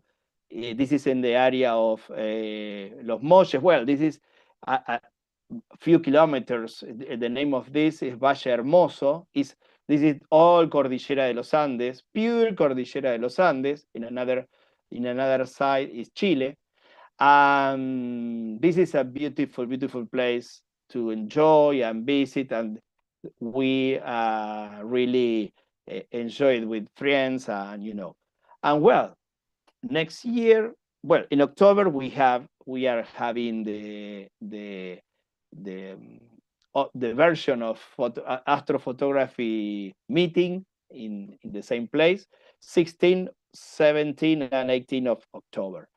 And well, we are for all people that enjoy and coming, like to come in October, call to Saraco.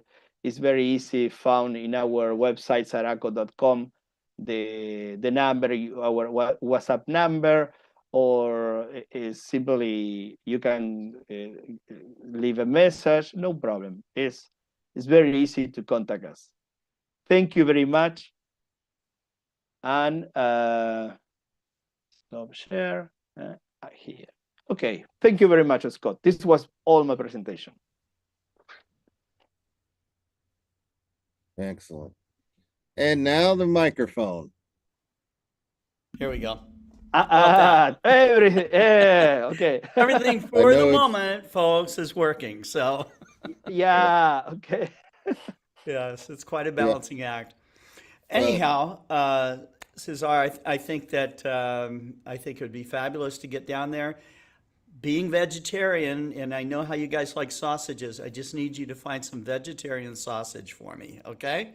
That we can barbecue. The sauces, not the meat. Yes, it's perfect. Yes. You will have no such problem. I need you to find me the no, yes. Or, corn, potatoes, any kind of vegetable is okay for me. No, those cows out there, I wondered how ripe they were. So you can find me all the meat that Scott will forego. Yeah, I'll give all that to you, so no problem. Yeah, I need the vegetables though. I've tried to start adding more to my diet so that I can walk, especially if I need to hike those places. I have to walk. Sure, and I put many times a lot of vegetables in the barbecue beside the meat, of course. But I eat vegetables because you eat vegetables and you can eat more meat. You can eat more. That's right. Yeah, because much better for you. Yes, I don't like.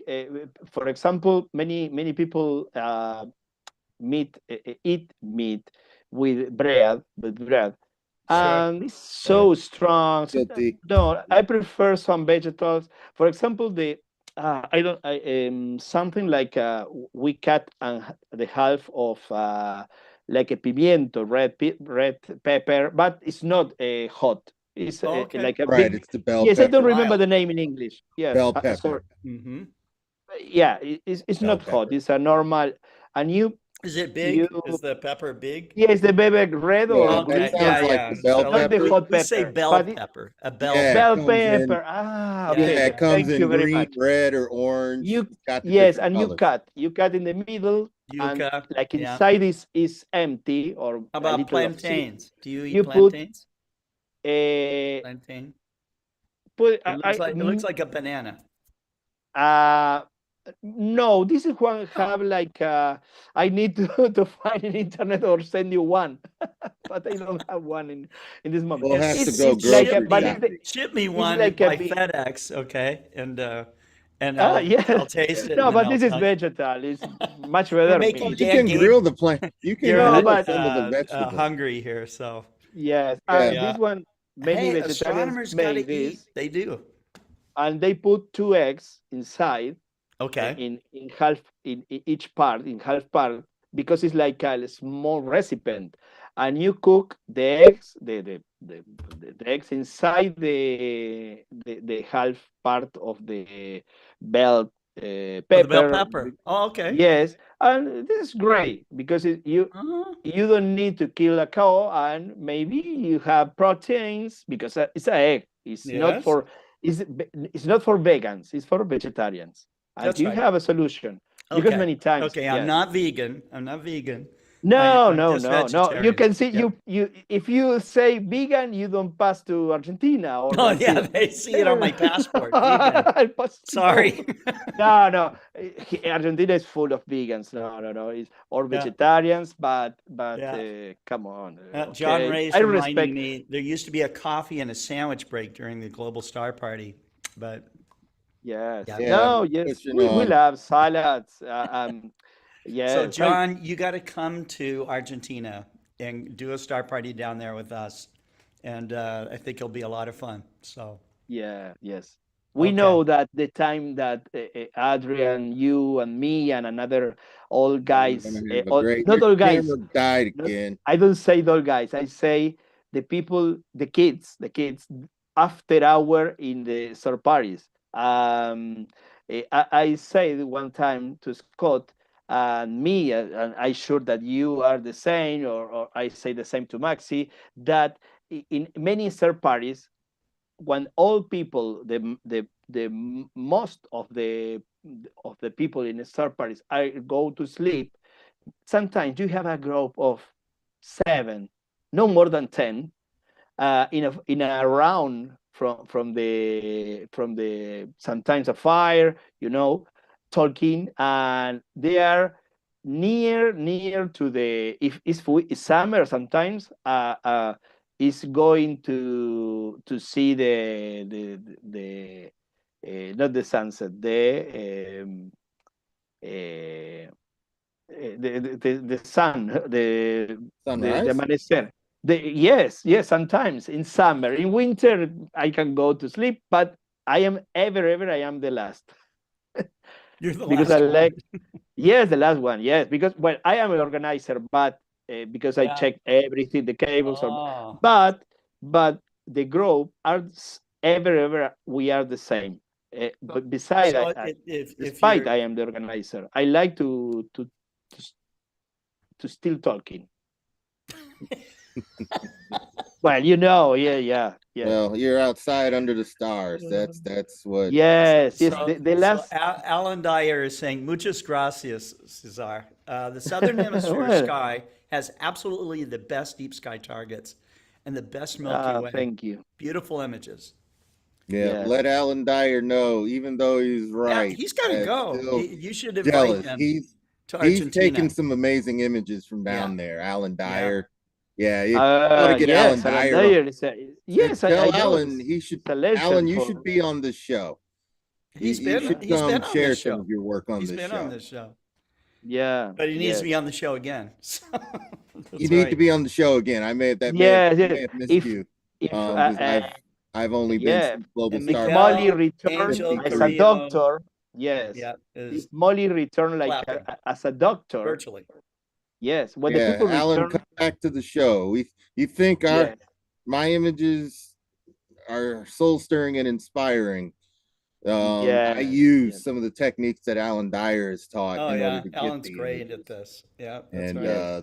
they work out really well. I think the big thing is he's one of the astrophotographers that actually tells you what he's seeing in the sky and some of its significance. And he has the technical part down, but he shares the astronomy behind it, and that's the direction I like to go. So that's right. Yes, the direction. I can't wait to. I agree with you, He's man. done it all. Yeah, So can't wait to Matthew get down there, Peters- Cesar. The barbecue, I'll eat Scott's meat portion, and I'll have the veggies too, because I need it, and it'll be a great time. And hopefully, my camera will make the trip too. Totally. Yes. I can capture what I see. So is the electric power in Argentina, is it 220 volt or 110? 220, yes. Okay, so but today, everything. Okay. Yes. Only adapters that I normally have a lot of them. Okay. That's easy. And normally the adapters are automatically we have the same that automatically turn the 240 or 110. I think 220. Oh, that's good. I was thinking of bringing down, we have those little power generators that have plugs and cords and things, and I could stay with my power if I use one of those. But sure, when I'm out and about, I have batteries for everything, and batteries that'll last a few hours of imaging. So the Celestron power tank, I've got one of those. We have Senthil Nagapan, who's going to be on last, but he's bringing his young son on to the show. So he can't stay on too late. Yeah, well, this will be a short presentation for me, Scott. All right. That seems to be thank you. Thank you very much. Thank you very much. If not, care. we start to talk, and Adrian. I know. Thank you. I know. Thank you, my Scott. presentation is talking with Cesar. That's a part of. Well, it's a part of it. Yeah. Right? That's right. He's in Argentina. I'm in Michigan, and we've bridged the gap. I mean, even post-COVID, this is a wonderful way. Otherwise, I may never have seen the Large Magellanic Cloud. So I'm grateful for you, Maxie, who has done a talk with us at one of our star parties. We brought him in via Zoom, and he showed some southern hemisphere targets. It was well received. Yeah. And what I'll do, Scott, really quick, so that we can get Cynthil and Ajay on, is I'll share my screen real quickly and show. All right, so what you're seeing is your worst nightmare, which is a heavily light polluted sky. Yes. So what I'm gonna, if you recognize this, you'll see the scorpion here. Now, if you know, and you actually see M4 right there. If you know your sky, and that's a tree that was long exposure, you know your sky, you know what could be rising up here. This is actually Milky the Way. lagoon, and the Triffids it's everything washed out. So what I did was aim it just at the sky, because I wanted to do some stacking of a 2 minute track, 2 minutes tracked. I only did how many? I think I did 8 of those. So there's only 16 minutes, 2 minutes aiming at the sky, picking settings that I hope would work. The result, when I combined the image, I revealed what was there.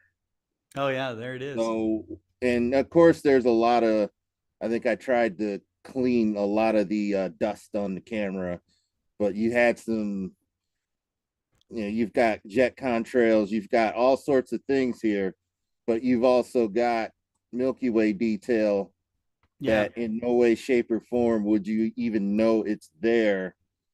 And not only that, when we get sharp enough, we're getting back into seeing some of the clusters here. There's the miniatures of M17 and M16 right there. The lagoon and the Triffid shows up. Wow. And so what you're seeing is, well, how do astrophotographers image in such poor skies?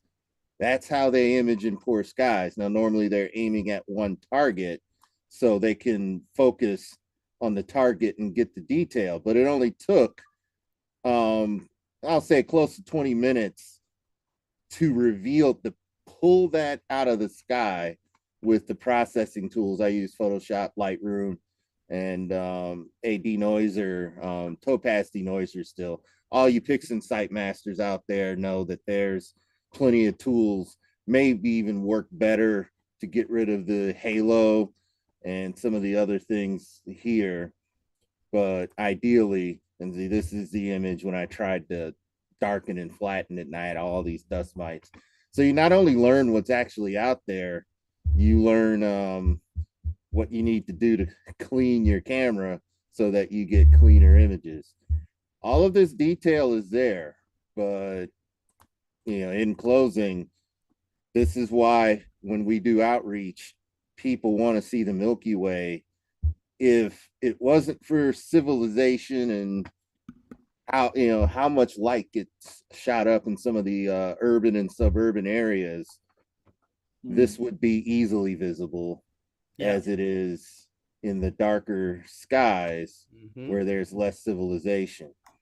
And when smoke is in the air, it can block some of your work too, but the goal is to capture everything that you see. This is a split of the sky, which was stacked. There was a lot of smoke, of course, over Michigan, and then stacking of the ground.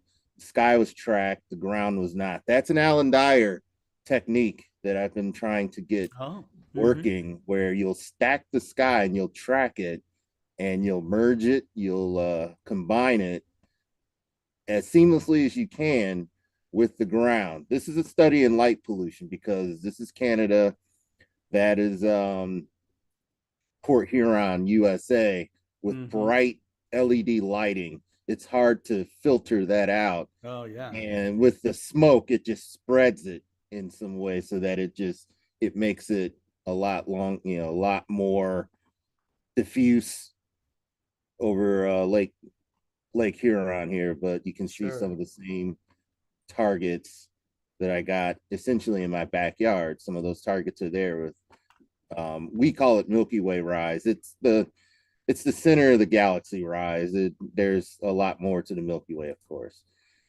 And so with that, I will go ahead and turn it over so that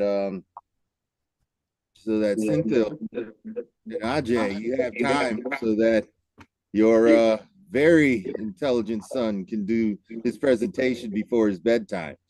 And I will step away. And Scott, thanks as always for having me on. And I shall yield to Ajay, I think is that how it's pronounced. Thank you, Adrian. You're welcome. Okay. All right. All right. Sorry, guys, I Take it don't have away. a camera right now, but let me bring you guys on. Oh, wow. Okay. Your son's getting bigger and bigger all the time. Yeah, thank you, That's Scott. great. That's great. Yeah. Cynthia, thank you very much for coming on and closing our show. There's a couple of comments I wanted to just talk about here. Matthew Peters was talking about, someone who often sees the sunrise with a small group of people who stay up at star parties. I agree, that is the best part. So when I see the sun coming up, I like go, no, I don't want to see the sun come up. I want to, so it kind of kills me. Alan Dyer says, polar aligning down under in the Australian skies is a challenge. I prefer to do it only once and leave the rig set up for the duration of my run under the southern skies. It's a good idea. John Ray probably had the best comment here. He says, thank you, Caesar. And my wife, on her way to bed, said, sure, let's go. Okay, well, that's awesome, because I assure you, John, you're going to have a great time in Argentina. That's going to be great. Thank you to everyone. Yep. Thank Yep. you. All right, Cynthia, you've got the stage, and thank you for coming on to the 171st Global Star Party. Yeah, thank you so much for providing us the opportunity, Scott. So this has been a first time after a long time. I'm just been this GSP after Naveen is busy with his school, so I just wanted to bring my little one. So we both are engaged with this event. So we want to get the momentum going. So I just want to keep engaging in the group. So just Sure. sharing what we did, how we started, and just want to engage my little one too. Thank you. I will start my screen. I will start sharing my screen.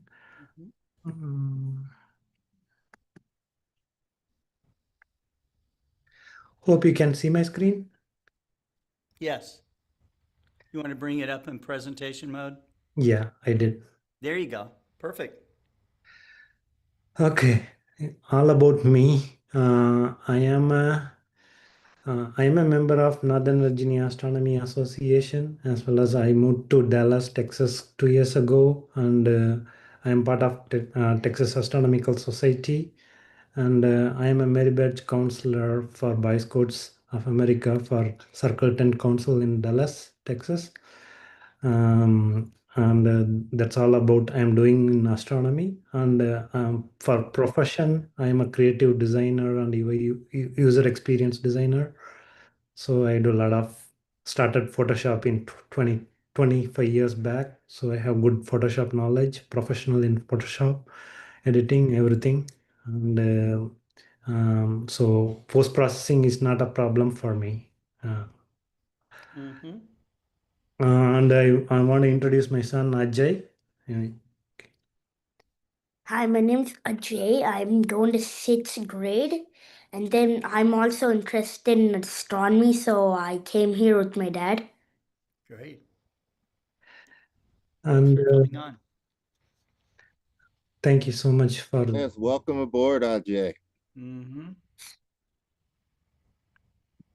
So we start with the first slide with Explore Scientific. We visited like 1.5 years back, met Scott in the Explore Scientific, and he provided us a private tour, and it was such a wonderful moment in front of Explore Scientific with my entire family there. My elder son is on the far left near Scott, and my younger son is on the middle and with the blue t-shirt. Oh yeah, So I remember. that's the Scott studio. He's just presenting us the first telescope what he had, and he was describing about it. It was a wonderful moment to hear about all those his vision and how he started the journey. And you want to talk? Yeah, and here we were looking at all the telescopes, like they had at Explore Scientific, and then Scott was explaining it to us. Mm.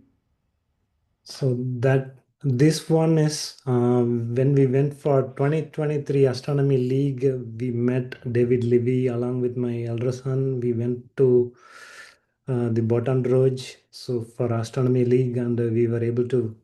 That was our first Astronomy League conference we attended, and we were able to meet David Levy and Carol Log on the slides on the photographs here. So that was such a nice time we had with the with this group, with the astronomy with the entire group.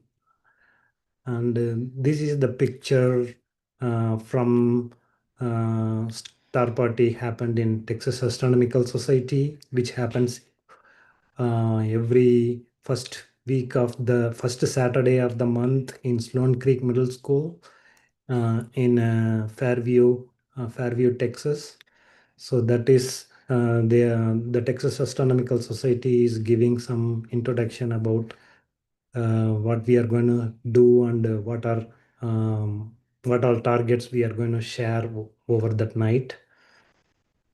So some pictures of whatever we have taken. So that's the Dumbbell Nebula using the unistellar Oh yeah, very unistellar nice. telescope. So that's a Dumbbell Nebula, and it's an 88-second exposure, and it was taken in maybe like last year. So that's the M11 wild duck cluster. It's just a 20-second exposure. These were I used unistellar for all of my outreach. Whenever I go for outreaches, I use unistellar a lot because it's so quick and I can share everything instantly so that people are really amazed. And nowadays, people are using. There are a lot of other telescopes also. So there are so many people with smart telescopes nowadays. Yeah. Very cool. That's the picture of the moon taken using unistellar. And this is the Lagoon Nebula. It's a 3-minute exposure. Mm-hmm. And you can see some details, but there is some haze in the image. And this is an Andromeda galaxy, M31, 5-minute exposure. I was able to take some exposure it's very bright, and I didn't spend much time on that image. So it was very bright, and I couldn't grab the core of the galaxy there. Yeah, But but you can see some of the dust lanes. dust line, yeah, exactly. Yep. So that's M103. That's the globular cluster, and it's a 108-second exposure. And Mm-hmm. again, this is another globular cluster. It's called H. Percy. And this is Eagle Nebula, and it's a 68-minute exposure. See, you can see the core there, the pillar of Wow. creation there, and you How can. many minutes is this? This is like 68-minute exposure. Oh wow, look at that. Um, So you got the eagle. I got the eagle and the pillar of Yes, creation there. you did. Yeah. Jay, what do you think of this when you see this? What do you think about? It reminds me of an eagle. It reminds you of an eagle. Yeah, that's cool.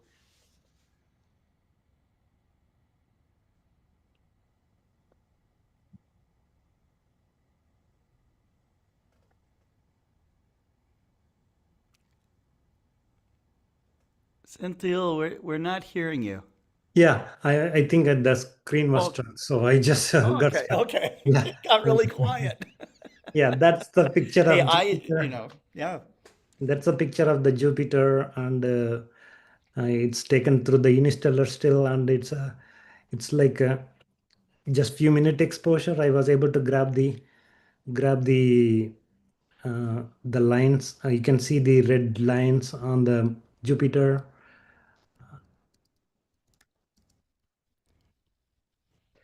So these pictures are from 2024 April, April from solar eclipse, which I have taken in front of my home. So that was a wonderful time we had looking at the solar eclipse. Yeah, you got lucky. You got clear skies, Yeah, it so. was very clear here just for like 20 minutes, then the clouds came in. So that's the entire Wow, look at that.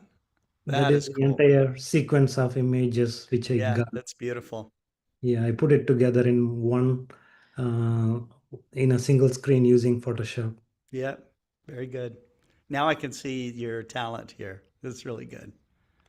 Beautiful. And you can see that's the solar eclipse which I did out. We did an outreach in front of my home.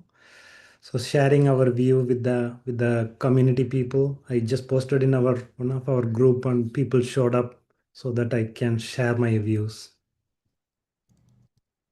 And these are my two equipments which I used. One is the unistellar on the right, the black one, and on the left you can see it's a Explore Scientific Explore Scientific equipment, IXOS 100, and the scope is Explore Scientific's First Light. Mm-hmm.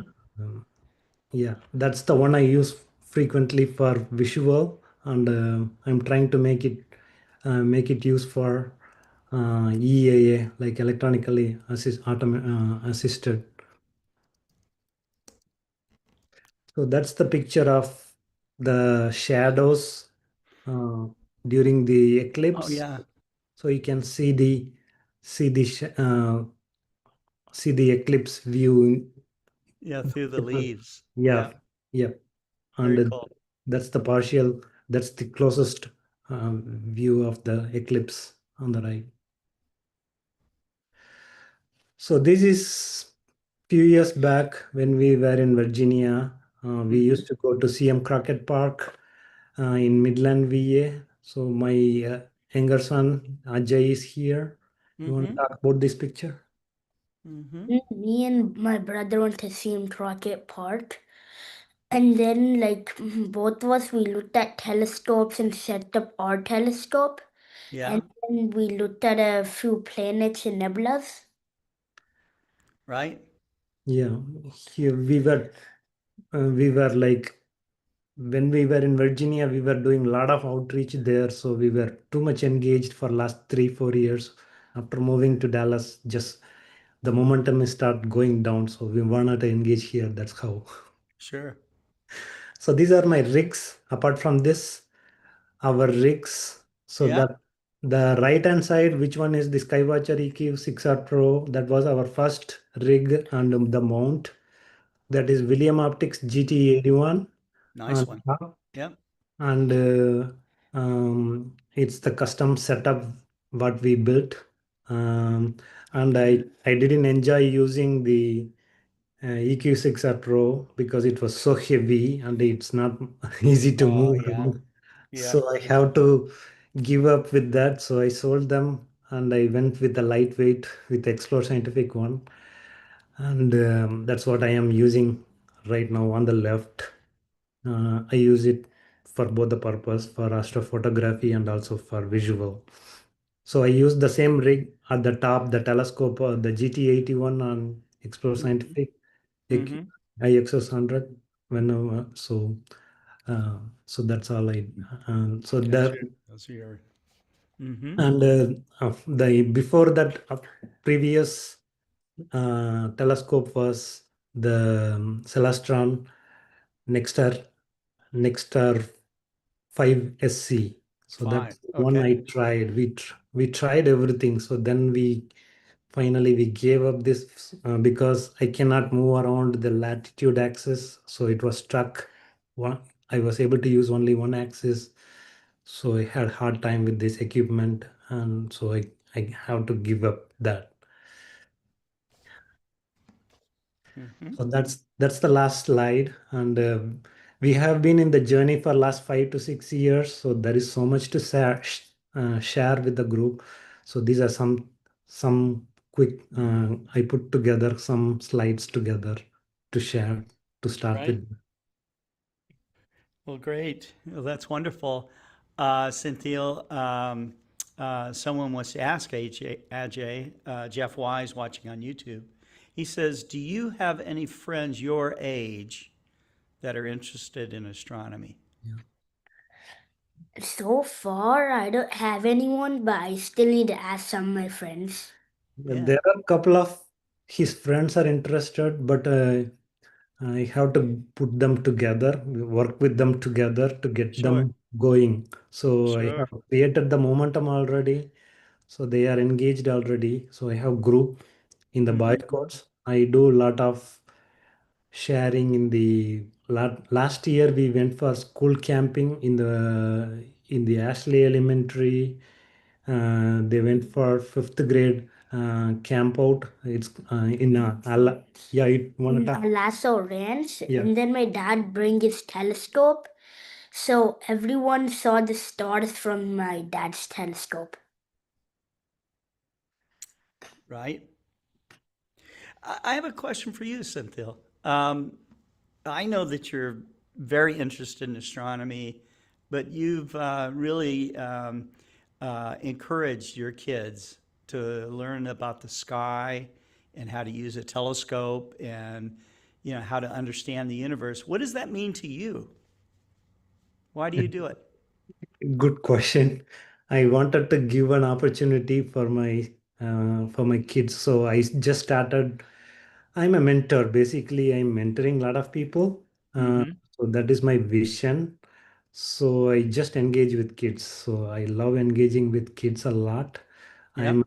I'm a cub master in Boy Scouts. So I'm a cub master in Pack 178, and I'm also into the troops. Also, I'm a merit badge counselor as well, and Mm-hmm. I'm into robotics also. We do Lego League, so Oh, that's cool. Yep. we have that's how I started the programs. So we wanted to have our own telescope, want to try out in my younger age, which I couldn't afford. But after coming to US, I had an opportunity to do that. So we started with the basic telescope, which we bought in Coles like 7, 8 years ago. So that is in 2014, I think. Yes. That's the first time we started looking at the moon, and we had hard time in with these retail telescopes.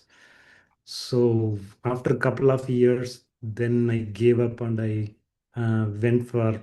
started investing into better telescopes. Then I joined the club like during before the COVID. So that's where I Yep. started. I start watching your presentations like 2017, 18 and all. So Oh, that's where geez. Okay. I got engaged and engaging with the astronomy group, and that's where I started my journey, and it hooked me up completely. Very, very cool. That's great. That's wonderful. Well, I'm glad you guys are getting, enrichment out of it, and you're sharing the experience. And I know you're inspiring some of this audience here too. Harold Locke wants to know: do the Boy Scouts have an astronomy badge?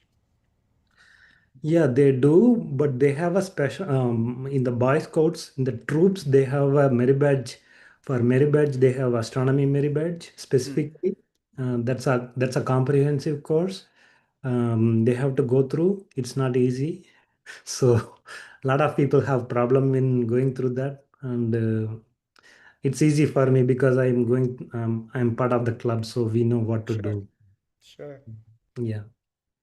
and I do more than that. So I share them the nebulas, all these deep sky objects. So that is fascinating for them when they look at it. And Yeah, I there is, just can't imagine anyone that wouldn't be fascinated by seeing these things. So yeah, exactly.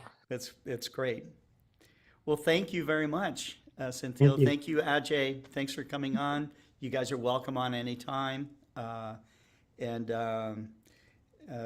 you know, I'm just seeing right now someone that is wanting to join our next Global Star Party. So this is great. And any of you out in the audience that want to give presentations, sharpen your speaking skills by, you know, sharing your love of astronomy, consider a Global Star Party. It will definitely have you on. So, and I think that's it. Yeah, Anything thanks. else you want to add before we go? Thank you so much for providing us the opportunity. Yeah, thank you for the opportunity. Thank you, Ajay. Thank you, Cynthia. You guys have fun and take care. You too. Thank you. Bye. Okay. All right. And I want to thank the audience here for tuning in to Global Star Party. Sorry for some of the technical glitches I had with my camera, and I think there was audio problems with some of my videos. So I'll get that figured out, but we will see you guys on the next Global Star Party. So take care.